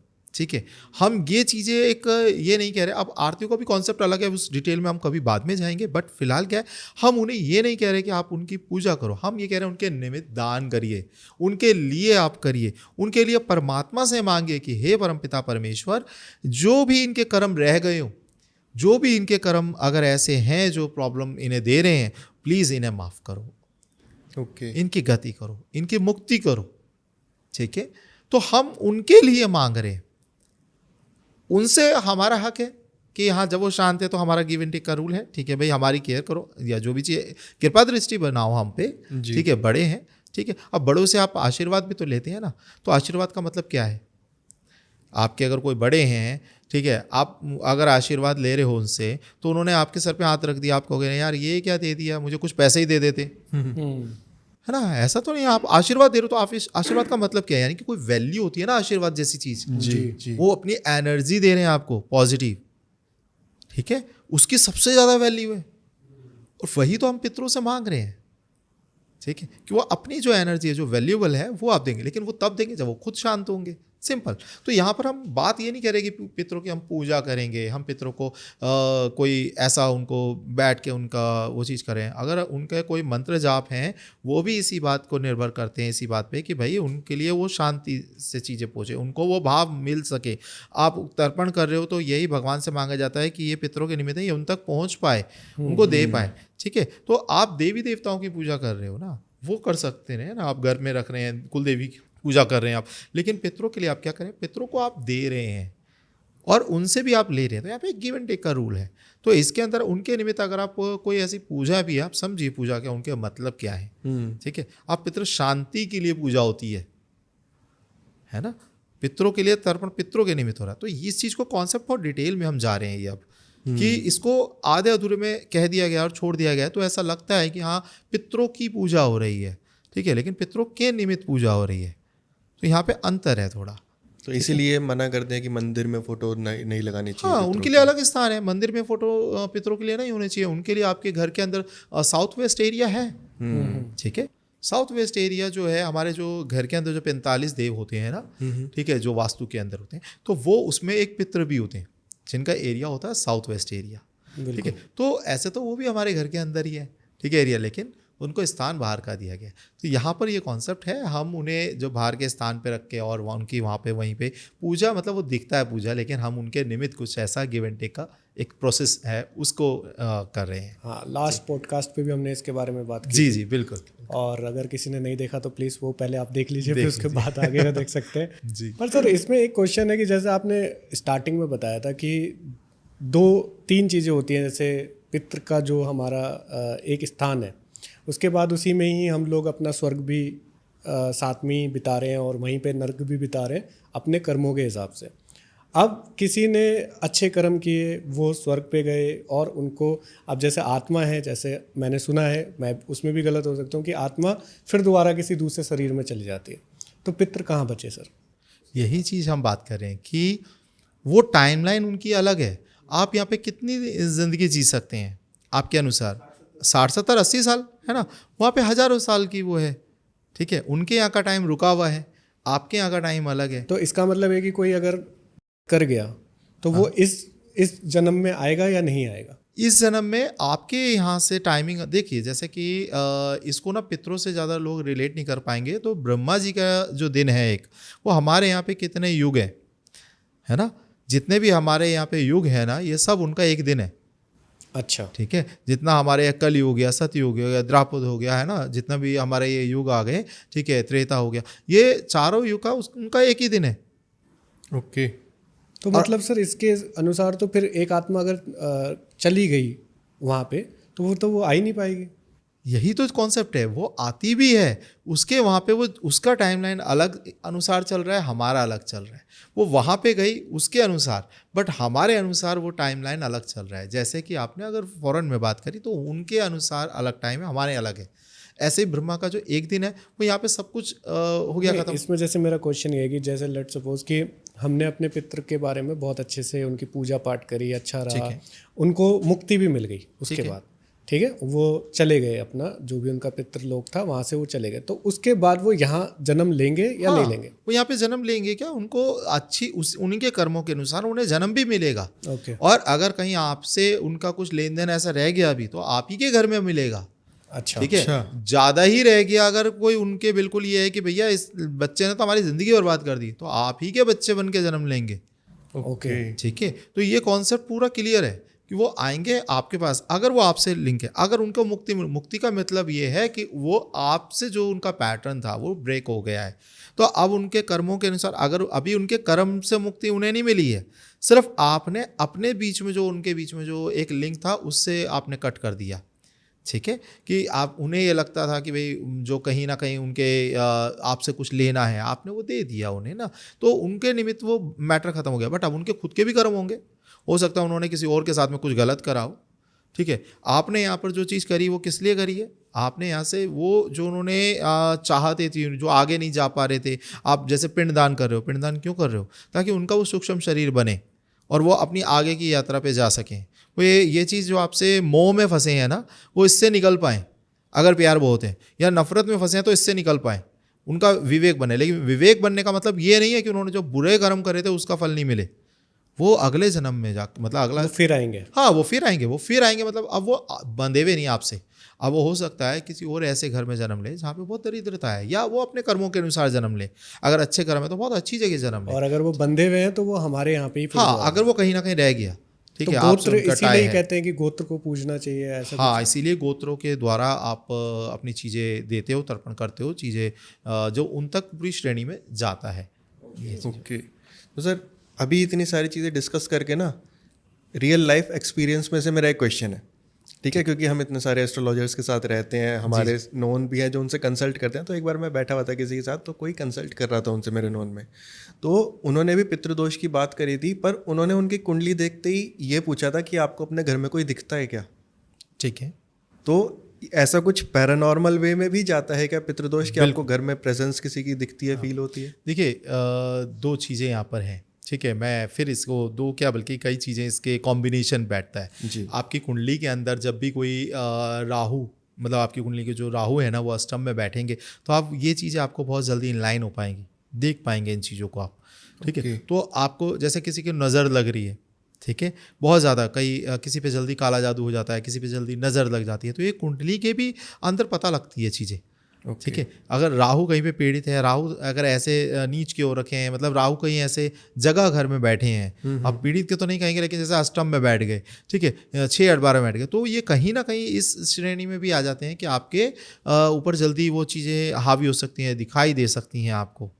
तो वो भ्रम होता है या फिर एक्चुअल में वो है ही होते देखो, यही है, हमने कहा ना स्टार्टिंग से भी ये कह रहे हैं कि वो सब यही है, जहाँ हमारा लोग है यहीं पर ही सारे हैं, आत्मा यही है, हर एक जगह पर आत्मा है। ठीक है, यहीं पर ही। बट वो उनकी, देखिए एक क्या होता है, मैंने पहले भी ये चीज़ बताई, एक डॉल्फिन है ना, वो अपनी ही डॉल्फिन से जो बात कर रही है, कई किलोमीटर दूर तक बात कर रही है, आपको वो सुनाई नहीं आ रही है। ठीक है, क्यों? और वो एक दूसरे को कैसे सुन रहे हैं, वो एक फ्रिक्वेंसीज पे बात कर रहे हैं, हर एक चीज़ एक फ्रिक्वेंसीज पे वर्क कर रही है। आपका मोबाइल है ना, ये क्या है, मैं आपका नंबर मिला रहा हूँ, आप ही को क्यों मिल रहा है, इन्हें क्यों नहीं मिल रहा? बिल्कुल, है ना, मैं आप ही से जो बात कर रहा हूँ वो ये क्यों नहीं सुन पा रहे? क्योंकि आपका जो मोबाइल नंबर है ये फ्रिक्वेंसी का नंबर है। ठीक है, मैंने यहाँ से डायल करा, वो फ्रिक्वेंसी का नंबर डायल करा, वो आप ही को कॉल जा रहा है। ठीक है। तो ये फ्रीक्वेंसीज पे हमारी बात हो रही है। अब ये नहीं सुन पा रहे वो, ठीक है, क्योंकि वो नंबर आपने कैच कर लिया आपने, ठीक है, आपके पास में वो है, उसका एक छोर मेरे पास, एक छोर आपके पास। ऐसे ही हमारे अंदर वो जब हम उस जैसे कि कहीं कहा जाता है ना, बहुत ज़्यादा कोई दर्द में, परेशानी में, तो ऐसी चीज़ें उनसे बहुत जल्दी कनेक्ट कर लेती हैं, हावी हो जाती हैं, या ऐसी चीज़ें बहुत जल्दी दिख जाती हैं उन्हें। क्यों? क्योंकि आप जब रो रहे हो तो आप उस वेव में जा रहे हो, उस फ्रिक्वेंसीज आपकी लो होती जा रही है, और वो उसी फ्रिक्वेंसीज पे होते हैं, तो इसलिए जल्दी आपसे कनेक्ट कर देते हैं। ऐसी जिस घर में वो सबको भी नहीं दिखाई देगी, अगर वो सबको दिखाई दे रही है तो ये बहुत ज़्यादा प्रोमिनेंट चीज़ हो जाती है, लेकिन अगर आपको किसी एक बंदे को दिखाई दे रही तो आप उसकी कुंडली में देखिएगा, वो उसकी भी फ्रिक्वेंसीज लो दिखाई देगी उसमें, ठीक है। और ये अब अगर हम वास्तु की बात करें तो वास्तु में भी पता लगेगा, साउथ वेस्ट एरिया के अंदर कभी भी दरार आती है, साउथ वेस्ट एरिया अगर टूटा फूटा है, ठीक है, साउथ वेस्ट एरिया अगर देख लीजिएगा 100%, जिन्हें ऐसी ऐसी चीज़ें दिखाई दे रही हैं उनका साउथ वेस्ट एरिया 100% ख़राब होगा। अब वो राहु की भी जगह है, साउथ वेस्ट एरिया माना जाता है, और वहाँ पे पितृदेव का भी स्थान है, मतलब पितृदेव की जगह है वहाँ पर, ठीक है। तो वहाँ पे कहीं दरार हुई घर के अंदर, कोई ऐसी चीज़ हुई, तो वहाँ से जो आपके ब्रह्म स्थान से वास्तु के अनुसार जो एनर्जी निकल कर और सब दिशाओं में जा रही है, जितने भी जो एरिया जो दिशाएं हैं हमारी, ठीक है, उनमें जा रही है, 16 दिशाएं और 32 जोनों में वो फ्लो हो रही है। तो जो साउथ वेस्ट एरिया अगर हमारा कहीं ब्रेक है तो वही वहाँ से लीक कर रही है एनर्जी, और वो एनर्जी जो है वहाँ पे पितरों की एनर्जी है, वहाँ पे वो नेगेटिव चीज़ें हैं, जैसे राहु मतलब जल्दी उस चीज़ों पे कवर कर लेता है ना, तो वो आपके घर में वो दिखाई देंगी नेगेटिव चीज़ें। तो ये आपके मतलब ये कॉम्बिनेशन है, आपकी कुंडली पे भी वो दिखाई देगा। सबको एक रास्ते से चल रहा है व्यक्ति, आप बहुत सारे ऐसे हॉन्टेड प्लेस हैं, ठीक है, बहुत सारे हॉन्टेड प्लेस हैं, आप वहाँ पे जाते हैं बहुत लोग, सबको तो वहाँ पे नहीं दिखाई देता। ऐसा है क्या कि किसी कई लोग आप देखिए उनके कमेंट कि अरे हम तो घूमे हुआ कुछ भी नहीं है, और कई लोग कहेंगे नहीं नहीं बहुत कुछ हमने तो फील करा है। तो जो फील कर रहे हो ना आप, ये आपके फ्रिक्वेंसीज पे डिपेंड करता है, एक आपकी कुंडली में भी है, ठीक है। तो वो जो आपने बताया केस कि उनके घर में वो जो दिख रहा है, तो ये पितरों की वजह से भी है। अब ये उनकी कुंडली भी बताएगी, और उनकी कुंडली वीक है, उनके कुंडली में अगर कोई ऐसी मतलब जैसे हमने बताया पितरों को देखने का तरीका, ये आप देखिए तो पितरों के निमित्त भी हो सकता है, और साउथ वेस्ट एरिया भी अगर आप देखेंगे तो वहाँ पर कुछ ना कुछ ऐसा चीज़ मिलेगी जो वास्तु दोष होगा। अक्सर अगर किसी का जैसे जो व्यूवर्स हैं, वो अगर देख रहे हैं और उनको किसी को ऐसा दिख गया उनके साउथ वेस्ट में, तो क्या कर सकते हैं, क्या उपाय होंगे? देखिए सबसे पहली चीज़ वहाँ का जो भी आप कलर हैं, अगर कलर भी नेगेटिव है, अगर कोई ब्रेक है कोई चीज़, तो उसे रिपेयर कराएं, उसे ठीक कराएं, सबसे पहली बात, ठीक है ना। कोई ऐसा दरारें हैं घर में, दरारें होनी भी नहीं चाहिए, दरारें उन्हें ठीक कराएं, ठीक है। अगर साउथ वेस्ट एरिया के अंदर किसी का गेट है, गेट वास्तु के अनुसार बिल्कुल ही माना जाता है वहाँ पे नहीं होना चाहिए कभी भी, क्योंकि गेट एक ऐसी जगह है जो एनर्जी को आपके घर के अंदर लाता है, और वहीं पे साउथ वेस्ट की हम बात कर रहे हैं। तो इसलिए हर एक जितने भी वो हैं ना, आप ये लगा लीजिए वास्तुकार हैं, जितने भी वास्तु टैकल करते हैं, है ना, ये सारे मना करते हैं कि नहीं साउथ वेस्ट के अंदर नहीं होना चाहिए। कुछ लोग कहते हैं कि हाँ चलेगा, हो जाएगा, मैनेज कर लेंगे, वो उनका तरीका होता है, ठीक है, जो हम भी रिकमेंड करते हैं कि वो एनर्जी वो देवताओं की शिफ्ट कर दी जाती है वहाँ से। बट मैं अपनी तरफ से, मैं अपने एक्सपीरियंस से बताऊं, ये 100% वर्क नहीं करता है, ठीक है। इसको आप 100% उस जगह ब्लॉक कर देते हैं कई बार, कि हमें अगर पता है कि हाँ जी साउथ वेस्ट है, यहाँ पे ब्रास की पत्ती लगाओ, इसे ब्लॉक कर दो, ठीक है, तो ये गेट ही बंद हो जाएगा आपके लिए। वो एक गेट है आपके अनुसार, लेकिन वो एनर्जी वाइज बंद कर दिया जाता है, कि वहाँ पे उसकी पत्ती लगा देते हैं उस धातु की, और उसे ब्लॉक कर दिया जाता है, तो वो एनर्जी वहाँ से फ्लो नहीं कर पाती, अब आ नहीं पाती अंदर, ठीक है। तो ये चीज़ ऐसे करी जाती है। हालांकि यही कहा जाता है कि उधर एक दीवार ही चीने तो सबसे ज़्यादा बेटर है, लेकिन फिर भी अगर नहीं आपको ऐसा हो रहा तो आप उस जगह पत्ती लगा दी जाती है, तो वो एनर्जी फ्लो बंद हो जाता है। तो ऐसे ऐसे बहुत सारे उपाय हैं, ठीक है, और वो डिपेंड करता है वहाँ पर है क्या, उस पर कोई ऐसा वहाँ पे क्लटर रखा है, कुछ ऐसा चीज़ है, या हो सकता है किसी ने ऊपर वाटर टैंक रख दिया हो, अच्छा, ठीक है, तो वो भी वहाँ पे कई बार प्रॉब्लम दे देता है, तो उसे वहाँ से आप वेस्ट की तरफ मूव करिए, ठीक है। तो यहाँ पर बहुत सारी चीज़ें देखने वाली। अब ये डिपेंड करता है उनके मैप के ऊपर, उनके घर के वास्तु के ऊपर कि वहाँ पर है क्या, उसका उपचार उसी तरीके से होगा, ठीक है। या कुंडली के अंदर उनके क्या दोष है, राहु अगर वीक है तो उन्हें ज़रूरी नहीं है घर में, उन्हें बाहर भी रोड चलते वो चीज़ें दिखाई दे जाएंगी, ठीक है। तो उसके कुंडली का वो करे उपाय, ठीक है, तो इस तरीके से। तो सर जैसे अभी आपने बताया था कि अभी हमारे इसी पॉडकास्ट पे आपने बताया था कि जो पितृ होते हैं वो हमारे पिता से कहीं ना कहीं कनेक्टेड होते हैं, है ना, कहीं ना कहीं प्रेजेंट करते हैं वो पितर, हमारे पिता वो। सूर्य देव प्रेजेंट करते हैं पिता को। अच्छा। और जो सूर्य देव की बात हम कर रहे थे कि सूर्य देव जो है वो पितरों को और पिता को भी रिप्रेजेंट करते हैं। ठीक है। बट अगर जो पितरों की अगर बात करें तो आपके पिता से ही तो वंशावली चल रही है ना, तो आप उनके वंशज है जो पितर थे। इसी में ही क्वेश्चन है सर मेरा, वंशज की बात पे जब आपने वंशज की बात की थी, तो अब कई लोग ऐसे होते हैं जिनकी डॉटर होती है, उनके सन नहीं होते, सिर्फ डॉटर ही डॉटर होती है, तो उस केस में क्या होना चाहिए, कैसे?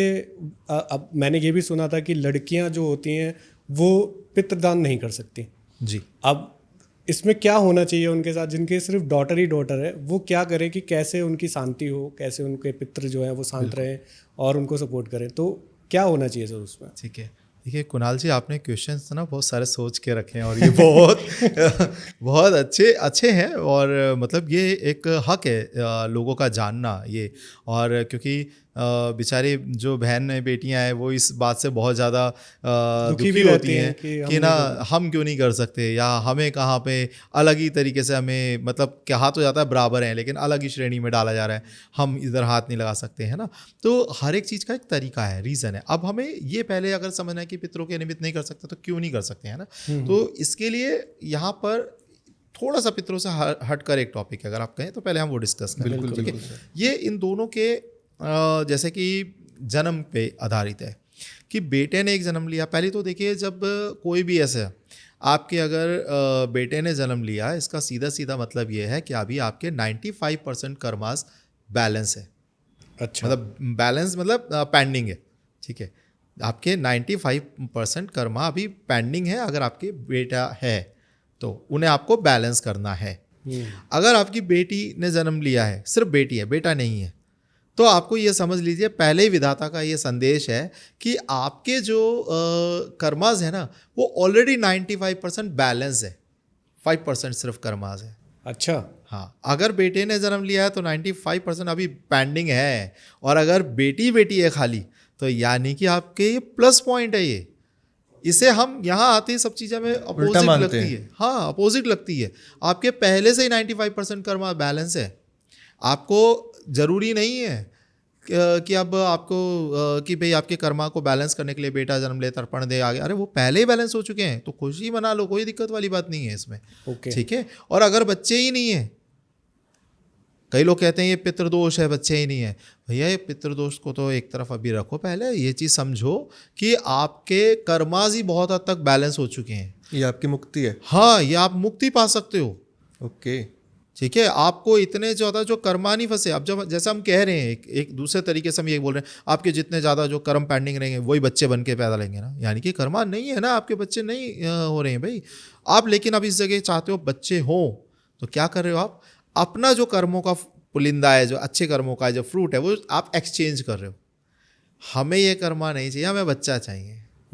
आप वो अपने कर्मा जो है वो एक्सचेंज कर रहे हो, वो दे रहे हो, उसके निमित्त आप ले रहे हो कि प्रभु कर्म को तो हटा दो, हमारे कोई बात नहीं, मुक्ति उक्ति हटा दो, बच्चा चाहिए, क्योंकि मुझे चाहत है खेलता हुआ दिखे, ये दिखे, वो दिखे, है ना, वो आगे मेरे को तर्पण दे। अरे समझो ना, पहले पहले ही कर्मा आपके बैलेंस है। ज़रूरी आप थोड़ा और बैलेंस कर दो। जन्म लिया तो देखो कर्मा पेंडिंग है, ये बात तो मानेंगे, ठीक है, लेकिन इतने ज़्यादा हद तक बैलेंस है कि आप सिर्फ एक ही जन्म के अंदर अपना आपको मुक्ति दे सकते हो। लेकिन लोग कहते हैं नहीं जी, हमें बच्चा ही चाहिए। तो ठीक है, आपको वो रेडी होना पड़ेगा।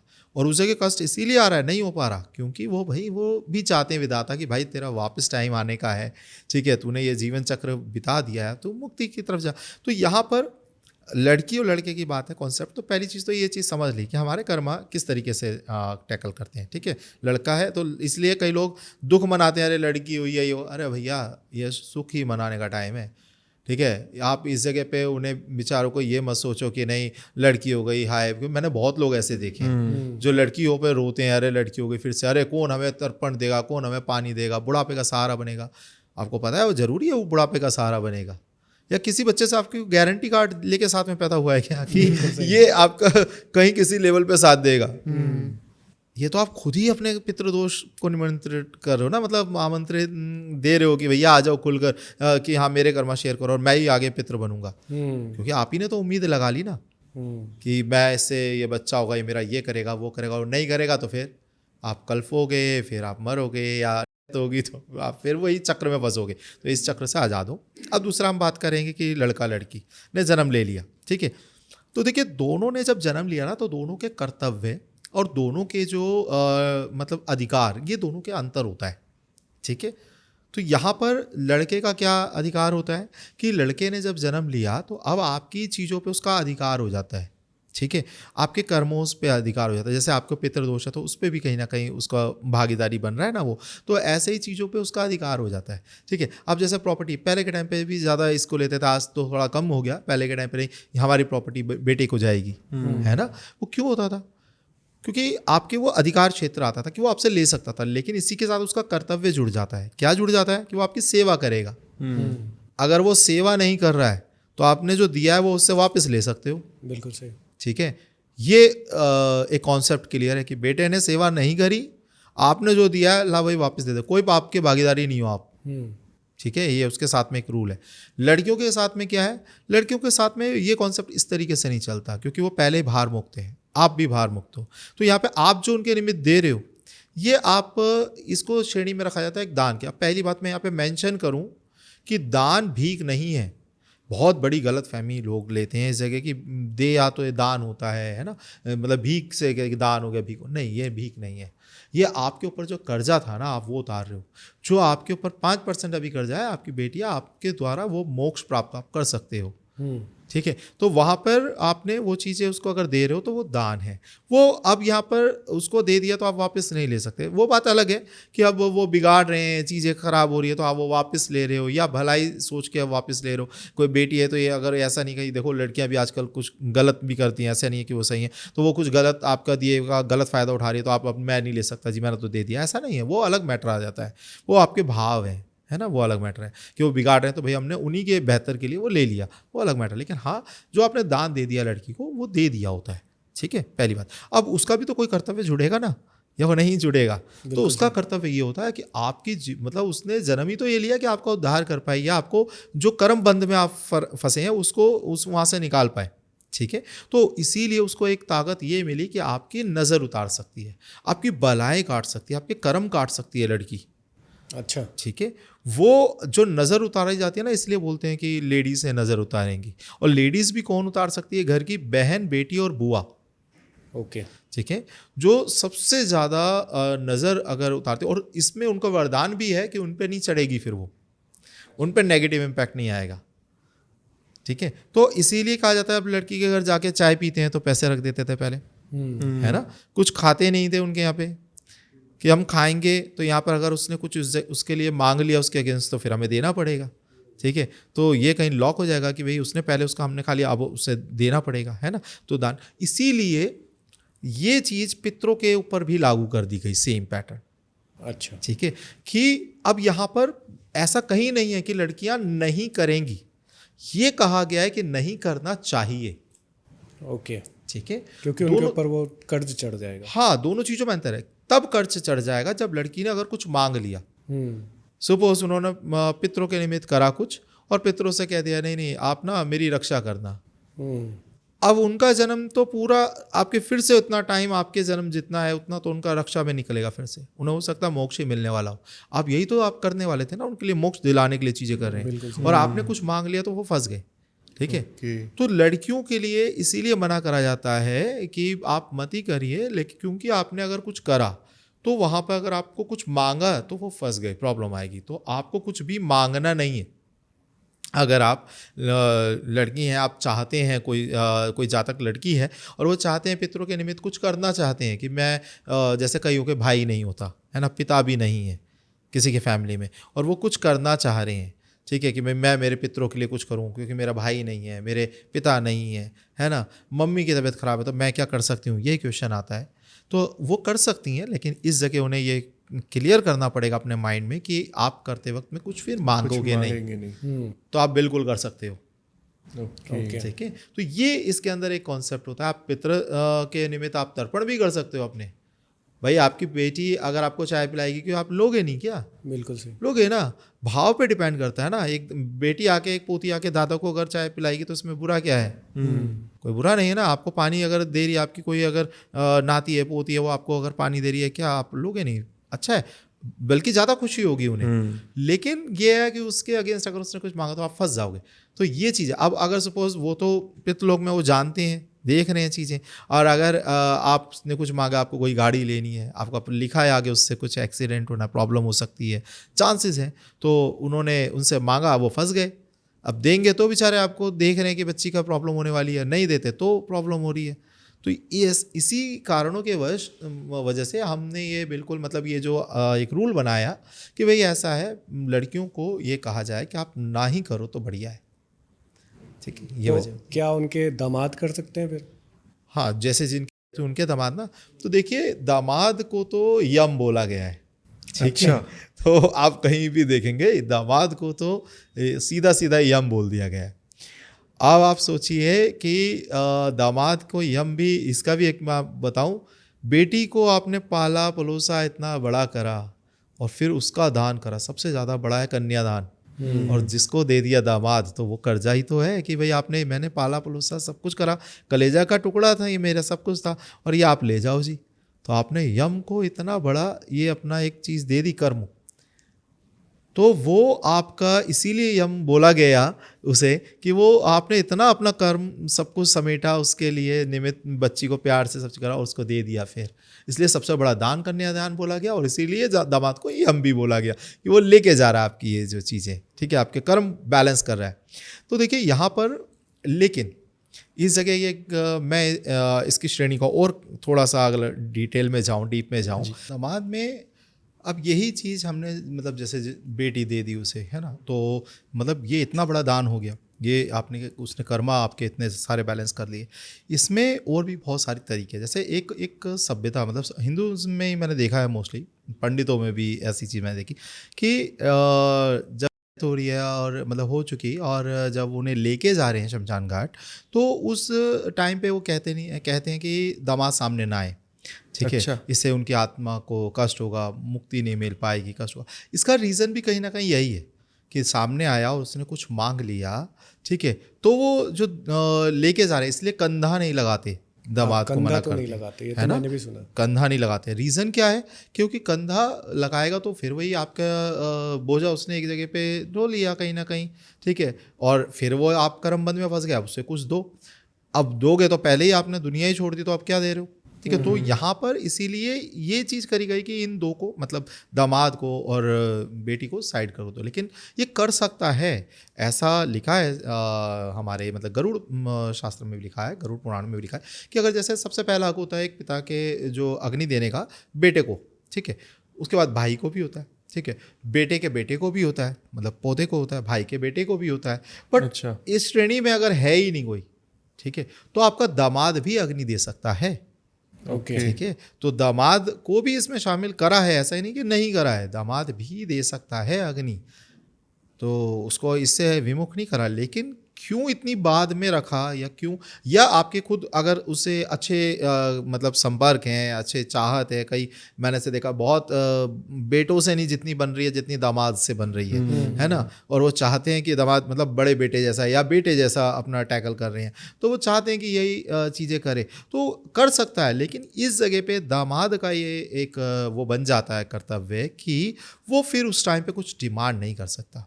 और एक बहुत बढ़िया एक रेमेडी, मतलब देखो किसी की मृत्यु की बात हो रही तो मैं बढ़िया क्या बोलूँ, लेकिन इस जगह पे अगर उनके निमित्त कुछ करना है तो एक बहुत ज़्यादा तगड़ा उपाय बताता हूँ कि जब किसी व्यक्ति की अगर मृत्यु हो रही हो, या मतलब हो चुकी है, और उसको ले जाकर जब शमशान घाट से वापस आते हैं, उसको ले गए आप, जो उनका दाह संस्कार है वो आपने कर दिया, और उसके बाद जब आप वापस घर आए हो, तो उस टाइम पे अगर कोई मतलब उसका जैसे पुत्र है जिनकी डेथ हुई, उनका पुत्र भी है, वो कोई नई चप्पलें लेकर और दामाद को यानी कि उस घर के अपने जीजा को अगर पहना देता है, ठीक है, तो वो अपने घर के काफ़ी सारे कर्मा को बैलेंस कर रहे हैं। अच्छा। ठीक है, वो चप्पलें एक शनि का रूप हो जाती हैं, ठीक है, और उस टाइम पे उसे चप्पलें देना, पहनाना, और अगर चप्पलें अगर नहीं दे सकते, कई बार ऐसा होता है कई दामाद भी इस चीज़ को वो कहते हैं पता नहीं क्या कर रहे हैं या ऐसा कुछ कर रहे हैं, तो एक्सेप्ट नहीं करते, तो आप उनके जूते उठा के उन्हें दे दो, ओके, उन्हीं के, ठीक है, उन्हें पहना दो अपने हाथों से तो बहुत बढ़िया, नहीं पहनते तो उठा के सिर्फ दे दो। ये काफ़ी हद तक आपके जो गया उसके भी और आपके भी कर्मा काफ़ी हद तक इससे भी बैलेंस हो जाते हैं। ओके। क्योंकि आप वो शूज़ पहन के अगर बाहर गए हैं, जा रहे हैं, तो वो शनि जो है वो उस भाव से वो इनडायरेक्ट में भी आपका काम हो जाएगा। ठीक है। अब दामाद की बात करें, अगर दामाद अच्छा है, ठीक है, तो उसे क्या करना चाहिए? वो अपने मतलब जो ससुराल पक्ष है इनके पितरों के लिए बहुत कुछ कर सकता है। अच्छा। बट ये चीज़ हमें कोई बताई नहीं जा रही, समझाई नहीं जा रही। अगर एक दामाद है और जब वो ससुराल में जाके रुका है, तो नहाते वक्त में सिर्फ वो अपने ही पितरों को याद ना करे, ससुराल के भी पितरों को याद करे। कुछ मांगे नहीं, सिर्फ याद कर ले। ठीक है। अगर वो कोई पूजा कर रहा है तो अपने ससुराल के भी जो पंडित जी आए हैं, कोई दिक्कत नहीं, अपने ससुराल के जो भी पितृगण हैं उनको याद करके उनका करवा सकता है पिंडदान, उसके करवा सकता है उनकी चीज़ें। अच्छा। ठीक है। लेकिन उनसे कुछ मांगना नहीं है। और ये इतना ज़्यादा फर्क पड़ेगा कि वो जो बेटा है उस घर का, अगर जो वो कर रहा है उससे लाख गुना ज़्यादा उसने अगर दामाद ने कर दिया ना ये, और कुछ नहीं मांगा, तो उस पर फ़र्क पड़ेगा। बेटी ने करा तो हज़ारों गुना फ़र्क पड़ेगा। ठीक है। बेटे से ज़्यादा अगर बेटे ने करा कोई पितरों के निमित्त, तो ठीक है, उसने कराया, वो मांग भी तो रहा है। बेटी ने कराया बिना मांगे ना, तो ये उनकी आत्मा के लिए बहुत अच्छा वो रहेगा। और ये मैं ऐसे ही नहीं बता रहा, जब भी मैं भी पितरों के लिए कुछ करता हूँ, मैं अपने ससुराल वालों के लिए भी करता हूँ, जो भी वहाँ पे रहे, बिना कुछ मांगे करो, तो आप वहाँ के बहुत सारी चीज़ें कर्मों को आप बैलेंस कर सकते हो, बहुत सारी चीज़ें। ठीक है। तो ये जब पंडित आए, पिंडदान कर रहे हो, अपने उनका कर रहे हो पितरों का, वो भी तो पितर हैं यार। देखो, वो भी आपकी बेटी से जुड़े हैं, है ना, और उन्होंने तो आपको इतना सब कुछ दे दिया। ठीक है। ये तो मुझे बेवकूफ़ लोग लगते हैं जो कि भाई बेटी के साथ साथ चाहते हैं कि इतना कुछ वो भी मिले, ये भी मिले। उन्होंने बेटी दे दी ना, इससे बड़ा कुछ नहीं हो सकता, मुझे नहीं लगता कुछ हो सकता है ना। उन्होंने पाल पलोस के इतना बड़ा करा, जिगर का टुकड़ा बना के रखा, और फिर आपको ऐसे ही दे दिया। तो क्या मतलब वो सच में उनको क्या एक मतलब कह लीजिए, मैं तो मानता हूँ एक वरदान है या अवतार हैं जो कि आपको इतना बड़ा दान दे दिया। तो ये जो श्रेणी है ये वो बहुत ज़्यादा एक प्रबल है। और इस तरीके से करो, आप उनके लिए कर सकते हो, आप करो, अपने पितरों को कर रहे हो उनके लिए भी करो, बट कुछ मांगना नहीं, अपने पितरों से मांग सकते हो। ठीक है कि हाँ जी आप दो तो रक्षा करो, तो ये तरीका है। ठीक है जी, आगे। तो सर इसमें जैसे अभी आपने बोला कि दामाद अगर अपने ससुराल गया है और वहाँ पे वो नहा रहा है, तो नहाते हुए वो अपने जो वाइफ के पितर हैं उनके लिए वो कुछ भी दुआ कर सकता है या कुछ उनके लिए जो भी कर सकता है। पर इसमें मुझे अभी याद आ रहा है कि आपने लास्ट पॉडकास्ट में कहा था कि जो हमारे पितृ होते हैं उनका जो स्थान होता है वो हमारे घर के बाहर होता है। बिल्कुल। और आपने फिर ये भी कहा था कि जब हम नहा रहे होते हैं तो वो हमें देख रहे होते हैं। तो ये कैसे पॉसिबल है कि सर उनको हमने घर पे बुला लिया? आपने बोला भी था कि उनको कभी घर पे मत बुलाना, वरना वो उल्टा हो सकता है सारी चीज़ें। तो ये तो कंफ्यूजिंग हो गया सर सारा। चलिए, ये भी बहुत अच्छी चीज़ है, इसको भी हम क्लियर कर देते हैं। ठीक है। आज आप और हम बैठे हैं यहाँ, है ना, हम यहाँ आए हैं, बैठे हैं, बट ये क्या घर है? जी नहीं, नहीं ना। मेरा घर कहीं और है, आपका कहीं और है, तो स्थान हमारा कहीं और है। हम यहाँ सिर्फ आए हैं थोड़े टाइम के लिए। अब क्या हो कि अगर हम यही गए कि हम यहीं रुक जाएं, तो फिर हम ये पूरी जगह को बदलेंगे अपने अनुसार। हमें कहाँ सोना है, यहाँ पे बेड लगाओ, ये करो, वो करो, अपने अनुसार हम इस जगह को परिवर्तित करेंगे। ठीक है। बट हम यहाँ आ तो सकते हैं ना, काम अपना कर रहे हैं, बट हम यहाँ रह नहीं रहे। तो हमने यहाँ कहा कि घर के बाहर उनका स्थान है। ठीक है। जो हाँ जिस जगह वो हैं अभी, ठीक है, उन्हें वहाँ रहना है। अब ये नहीं कहा, अब वास्तु में भी तो घर के अंदर जो देव हैं उन्होंने एक वो है, ठीक है, पितरों का एक स्थान दिया है कि वास्तु के अनुसार। ठीक है। तो वो वास्तु जो पुरुष हैं आपके, वो उनके ऊपर बैठे हैं, इसीलिए वो आपके घर में, आप जिस जगह बैठो वास्तु उस जगह आपसे कनेक्ट करता है। ठीक है।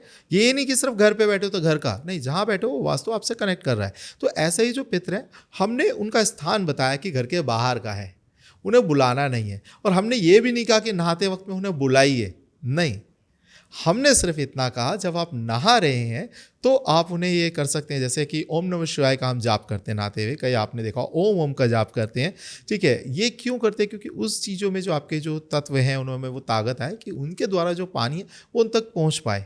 जब भी अगर पितरों को तर्पण ये करा जाता है, जैसे नहाते वक्त में भी एक प्रोसेस होता है कि हम पितरों को याद कर रहे हैं, तो हम यही दुआ का मतलब क्या है, उनके लिए प्रेयर ये करते हैं कि जो भी उनको भाग पहुँचना है वो जहाँ भी है वो उन तक पहुँच पाए, ठीक है। और अगर वहाँ वो आकर भी वो खुद ले रहे हैं ना, आपने इनवाइट नहीं करा है, उनको आए हैं, उनका एक दायरा है, तरीका है, उनका एक लोक है अपने, उसके अंदर ही वो रहकर वहाँ तक आपसे कनेक्ट हैं। हमने तो ये भी कहा आप हर जगह जहाँ भी हैं यहीं पे उनका दूसरा लोक है, वो यहीं रहेंगे, लेकिन आपसे कैसे वो कनेक्ट करेंगे, ठीक है, वो आपके द्वार पर ही रहकर कनेक्ट करेंगे।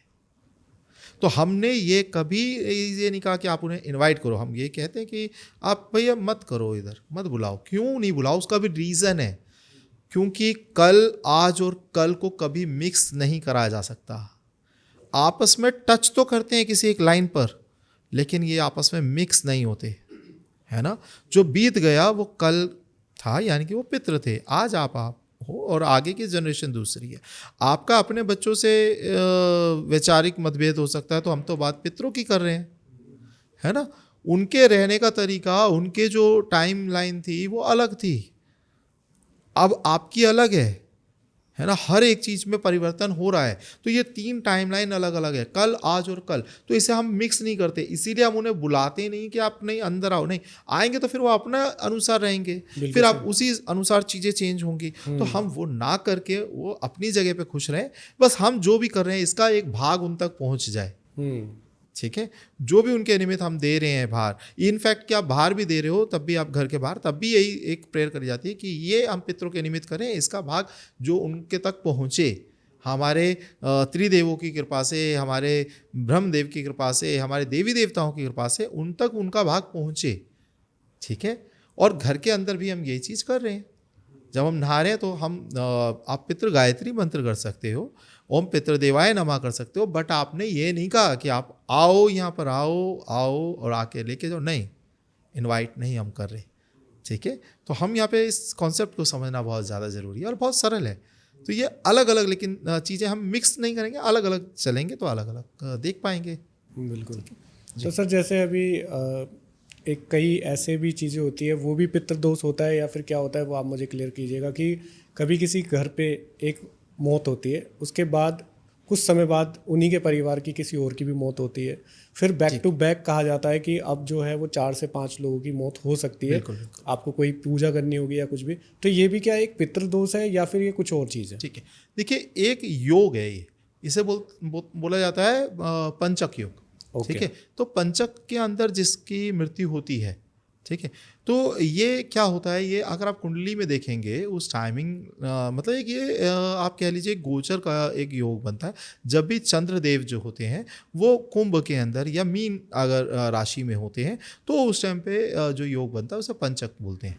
ओके। इस दरमियान अगर किसी की व्यक्ति की अगर डेथ होती है तो ये एक नेगेटिव माना जाता है, इसे अशुभ माना जाता है। लेकिन ये क्या है, ये पितरों के लिए पावरफुल है उस टाइम पे, मतलब मरने वाले व्यक्ति को ये इतनी पावर दे रहा है कि अब वो जिससे कनेक्ट हो पा रहा है, या जिससे उसके वीक है जिसकी कुंडली, या जिसके ज़्यादा उससे नफरत कर रहा है या ज़्यादा ही प्यार कर रहा है, तो उसके पास में उसकी वो जो पावर है ना, मतलब वो बढ़ गई।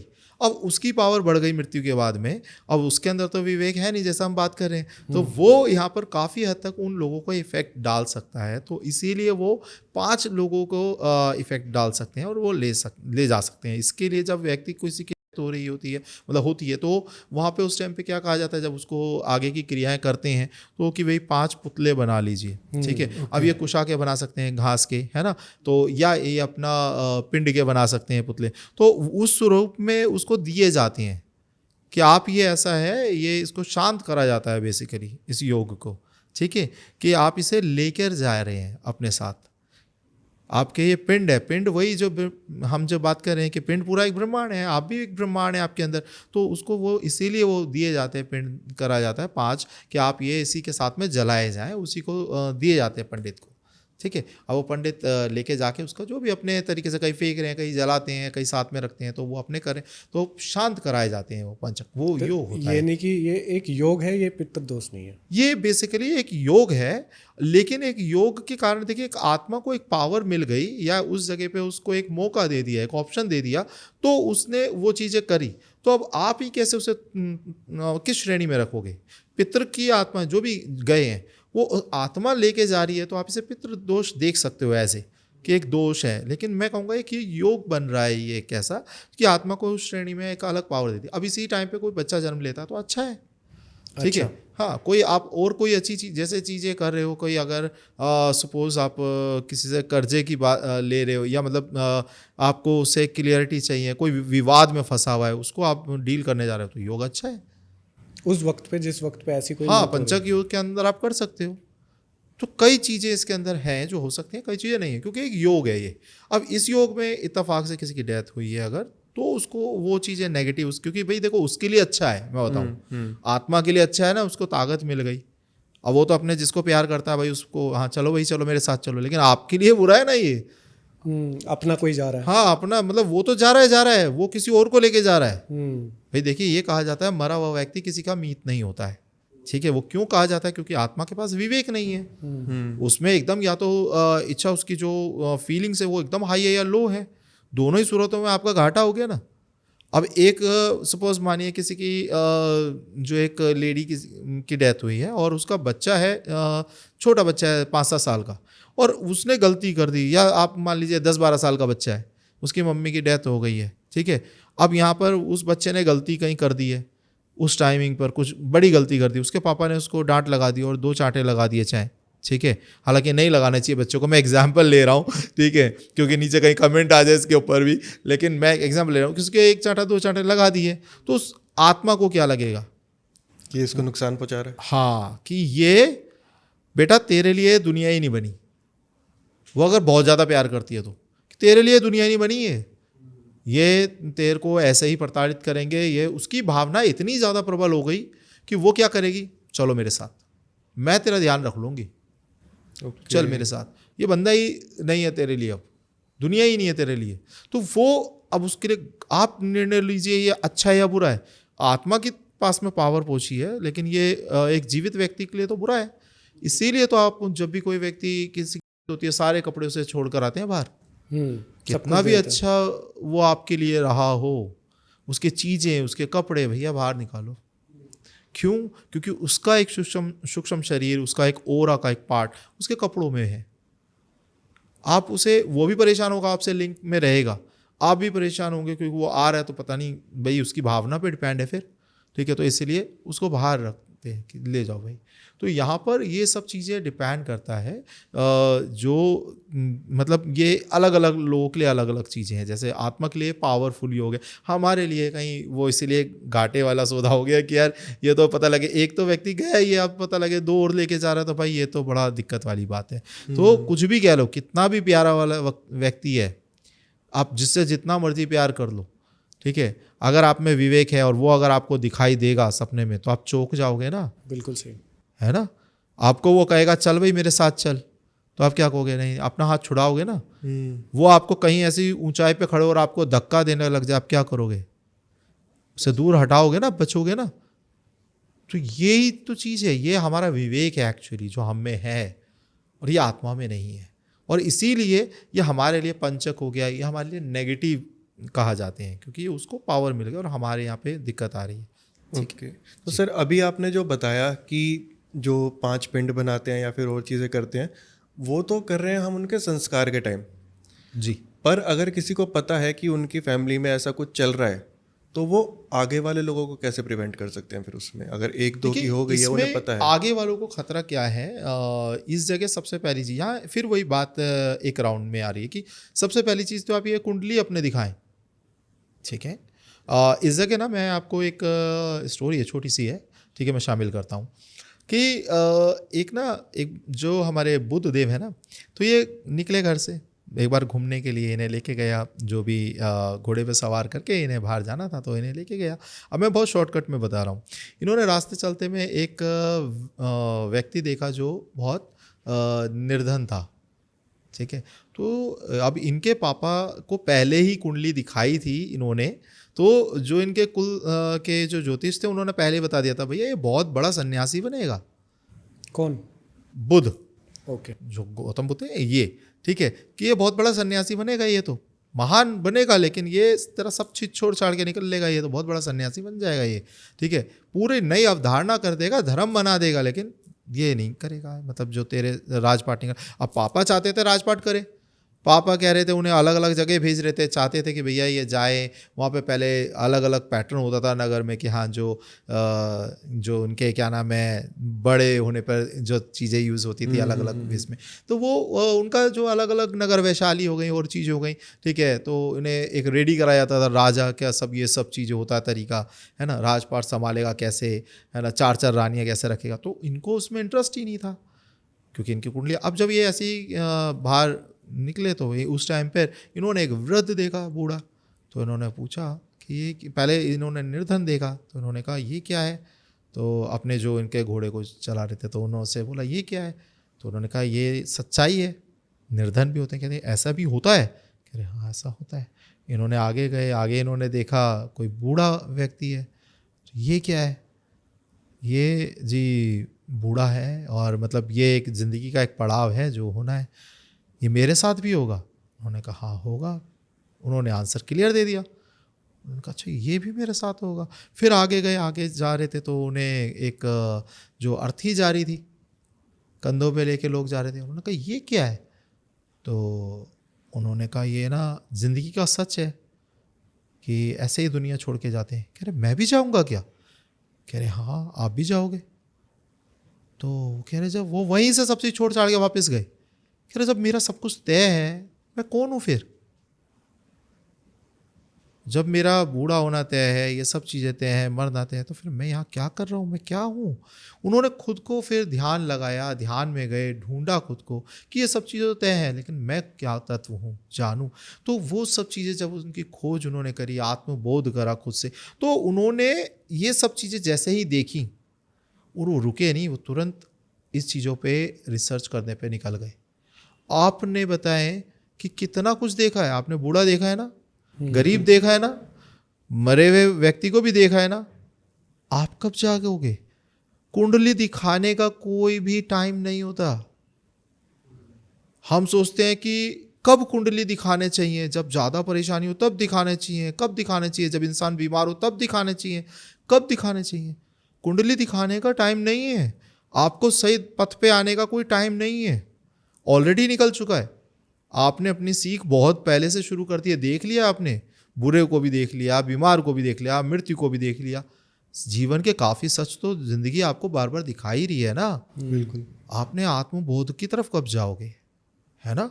तो यहाँ पर जो हमारी कुंडली की बात अगर हो रही है तो ये इसीलिए पहले बच्चा पैदा होते ही दिखा दिया जाता था, ताकि आगे ये ना देखना पड़े ये कब बीमार होगा, कब ये परेशान होगा, कब उसके काफ़ी हद तक बैलेंस वहाँ पे करा दिया जाए या उसको उस श्रेणी में लगा दिया। देखिए एस्ट्रोलॉजी इसी का नाम है। आपको सपोज मानिए आपको जाना है आपका फ्रेंड से मिलने, वो वेस्ट की साइड पे रहता है, आप बिल्कुल एकदम बढ़िया, वो आपकी मंजिल है मान लीजिए, या ऑफिस जाना है, ठीक है, वो वेस्ट की साइड है, आप बिल्कुल एकदम बढ़िया से तैयार व्यार हुए, गाड़ी ली, पैसा लिया, ठीक है जी, जाएंगे, पेट्रोल भर दिया गाड़ी के अंदर और आप निकल गए ईस्ट की साइड, ठीक है ना। तो आप ईस्ट की साइड आगे जा रहे हो, फिर आपकी गाड़ी में पेट्रोल खत्म हो गया, दोबारा डलवा लिया, पैसे भी खत्म हो गए, डलवा लिया, आप जा रहे हो ईस्ट की साइड ही, गाड़ी पैसे खत्म, पेट्रोल खत्म, फिर आप पैदल चलते जा रहे हो, लेकिन क्या आप मंजिल तक पहुंच पाओगे? नहीं ना। क्यों? मंजिल वही है, रास्ता गलत हो गया ना। एस्ट्रोलॉजी आपकी मंजिल गोद में नहीं लाती, आपको ये नहीं कहती कि आप कर्म मत करो। एस्ट्रोलॉजी नाम है इस चीज़ का कि आपको वो रास्ता दिखा देती है कि सही पथ ये है। और मुझे लगता है कि मंजिल मिलना जितना ज़्यादा ज़रूरी है उतना ही सही रास्ता मिलना ज़्यादा ज़रूरी है। आपको वो सही रास्ते पर ले आए, सही रास्ता दिखा दे कि ये आपका वे है, इस जगह इस रास्ते के द्वारा आप वो चीज़ों तक अचीव कर सकते हो, ये एस्ट्रोलॉजी है। इसका बस लोगों ने गलत तरीके से यूज़ कर रहे हैं कि आप ऐसा कर लो और धन बरसेगा। नहीं, धन तो तभी बरसेगा जब मेहनत करोगे, ठीक है ना। तो ये सब चीज़ें, भाग्य होता है, सब चीज़ होता है, लेकिन वो भी तो बैठा है आपके कर्मों के ऊपर ही। कर्म करो, चीज़ें हैं। तो यानी कि उस परिवार को फिर कर्म करना चाहिए। हाँ, ठीक है। ये यहाँ पर चीज़ें समझ में आती है कि भाई उसको उसके निमित्त कर्म करें, चीज़ें करें, ठीक हो जाता है। तो ये हमारा, अब जैसे कि हमने ये चीज़ हो गई, ठीक है, कि कर्म उसके किस तरीके से। लेकिन अगर हमारे ये प्रोमिनेंट हो रहा है, बार बार हो रहा है, ठीक है, 5 मतलब जैसे कि जो घर में ये एक बार बार हो रही है, मतलब ये पंचक में कोई नहीं गया मान लो, फिर भी बार बार हो रही है, अच्छा, ठीक है। एक ये भी योग ऐसा मान लिया कि पंचक में नहीं गया फिर भी उसके घर में बार बार डेथ हो रही है, ठीक है, ठीक है, तो हम मानेंगे कि हाँ ये डायरेक्टली पितृदोष का कहीं ना कहीं इफेक्ट आता है, ओके, ठीक है। अब इस जगह पे भी पितृदोष के साथ में कुछ चीज़ें कॉम्बिनेशन में हो जाती है, जैसे कि आपके बेबी हो रहे हैं बार बार और उनकी डेथ हो रही है, ठीक है, तो आप अपनी कुंडली में दिखाइए कि 5वां घर का क्या कंडीशन है, ओके, ठीक है। आपके जो कुंडली का 5वां घर जो है वो बताएगा, क्योंकि ये बच्चों का घर है। हो सकता है इसी का जो अंदर जो शनिदेव बैठे हैं या बच्चे कंसीव करने में प्रॉब्लम आ रही है आपको, हो सकता है इसी के अंदर जो इसका लॉर्ड है वो कहीं 8वें में बैठ गया, ठीक है, घर में। तो ये आपका योग है, आप बार बार कंसीव कर रहे हैं वो हो ही नहीं पा रहा, बार बार आप बेबी कर रहे हैं वो हो ही नहीं पा रहा। वो 5 व्यक्ति हैं कौन, ये आपकी कुंडली से पता लग जाएगा, ठीक है। ये आपके कहीं ऐसे हैं जो बड़े जिनकी डेथ हो रही है, जैसे कि चाचा ताऊ, इनकी डेथ हो रही है, तो ये आपके 9वें घर से पता लग जाएगा कि पितृदोष है बहुत ज़्यादा किस लेवल का है, तो ये डेथ हो रही है, ठीक है। तो ये क्या है, ये कॉम्बिनेशन है। अब हमने पहले देखा पंचक योग, उसमें भी यही कॉन्सेप्ट है, ठीक है। अब हम मान लें वो नहीं है पंचक योग, तो हम देख रहे हैं कुंडली के अंदर कि आपके बच्चों की बात अगर आ रही है कि भाई किसी कोई ऐसे कई क्वेश्चन आते हैं कि भाई बच्चे बार बार जिनकी डेथ होती जा रही है, तो उसके लिए आप अपने कुंडली का 5वां घर देखो, उसके लिए आप अपने 2nd हाउस देखो, ठीक है, कि आपके फैमिली जो कुटुंब का भाव है उसी के कहीं लॉर्ड में दिक्कत हो रही होगी वहाँ पर, ठीक है, तो उसको आप ठीक करो तो ये सब चीज़ें ठीक होने लग जाएंगी। पितृदोष को ठीक करो, तो ये कॉम्बिनेशन होता है एक। इसीलिए हम पहले बच्चों की ही कुंडली दिखा देते थे ताकि आगे उन्हें इतनी परेशानियां ना हो, है ना। आज का टाइम यही है, आज पितृदोष सबको मोस्टली, अब देखिए हर किसी को नहीं होता पितृदोष, पहले क्लियर है, ठीक है, कुछ कुछ लोग हैं, लेकिन आज के टाइम पे ज़्यादा हमने खुद ही बढ़ा लिया। आज मोस्टली ज़्यादा इसीलिए हो रहा है क्योंकि हमारा तरीका, चाहतें, हमारा पैटर्न, नहाने का पैटर्न, मिठाई घर में लाके खाने का पैटर्न, ये सब बदलता जा रहा है, गलत होता जा रहा है। इसीलिए हम जो हम समझ नहीं रहे, सनातन से डीप जुड़ नहीं रहे, उसकी शिक्षाओं से नहीं जुड़ रहे, तो ये सब चीज़ें प्रोमिनेंट होती जा रही हैं, ज़्यादा बढ़ती जा रही हैं। और ज़्यादा कुछ नहीं है, हाँ, ऐसा कोई बहुत बड़ा रॉकेट साइंस नहीं है, बहुत आराम से चीज़ें समझिए, टाइम दीजिए, सब ठीक हो जाता है। ओके, तो thank you so much sir. आज एक तो टाइम का बिल्कुल ही पता नहीं लगा और अभी भी ऐसा लग रहा है कितनी बातें हैं जो आपसे पूछनी है, आपसे समझनी है, और अभी भी ऐसा लग रहा है कि अभी तो हमने कई सारे क्वेश्चन आपसे पूछे ही नहीं है, और लोग भी यही सोच रहे होंगे कि मेरे क्वेश्चन का अभी भी आंसर नहीं हुआ है। पर मैं बोलूँगा कि आप लोग कमेंट्स कीजिए, हम सर को दोबारा से कोशिश करेंगे, दोबारा से सर का टाइम निकलवाएं, या हम कोशिश करेंगे उनका कमेंट में भी आंसर देने की, बिल्कुल जैसे टाइम मिलता है तो बिल्कुल। और इस बार मैं सर से रिक्वेस्ट करूंगा कि सर खुद अपने आप ही उनके आपके आंसर करें और अपने कमेंट्स आप जरूर दें, ठीक है। और आप लोग बड़े, मैं आप उसमें ये भी है, एक चीज़ और है कि आप लोग देखते हैं पर सब्सक्राइब नहीं करते, तो प्लीज़ सब्सक्राइब करें हमारे चैनल। हाँ बिल्कुल, आपको करना चाहिए। तो thank you so much for coming sir. Her Har Mahadev. Har Har Mahadev. Thank you sir.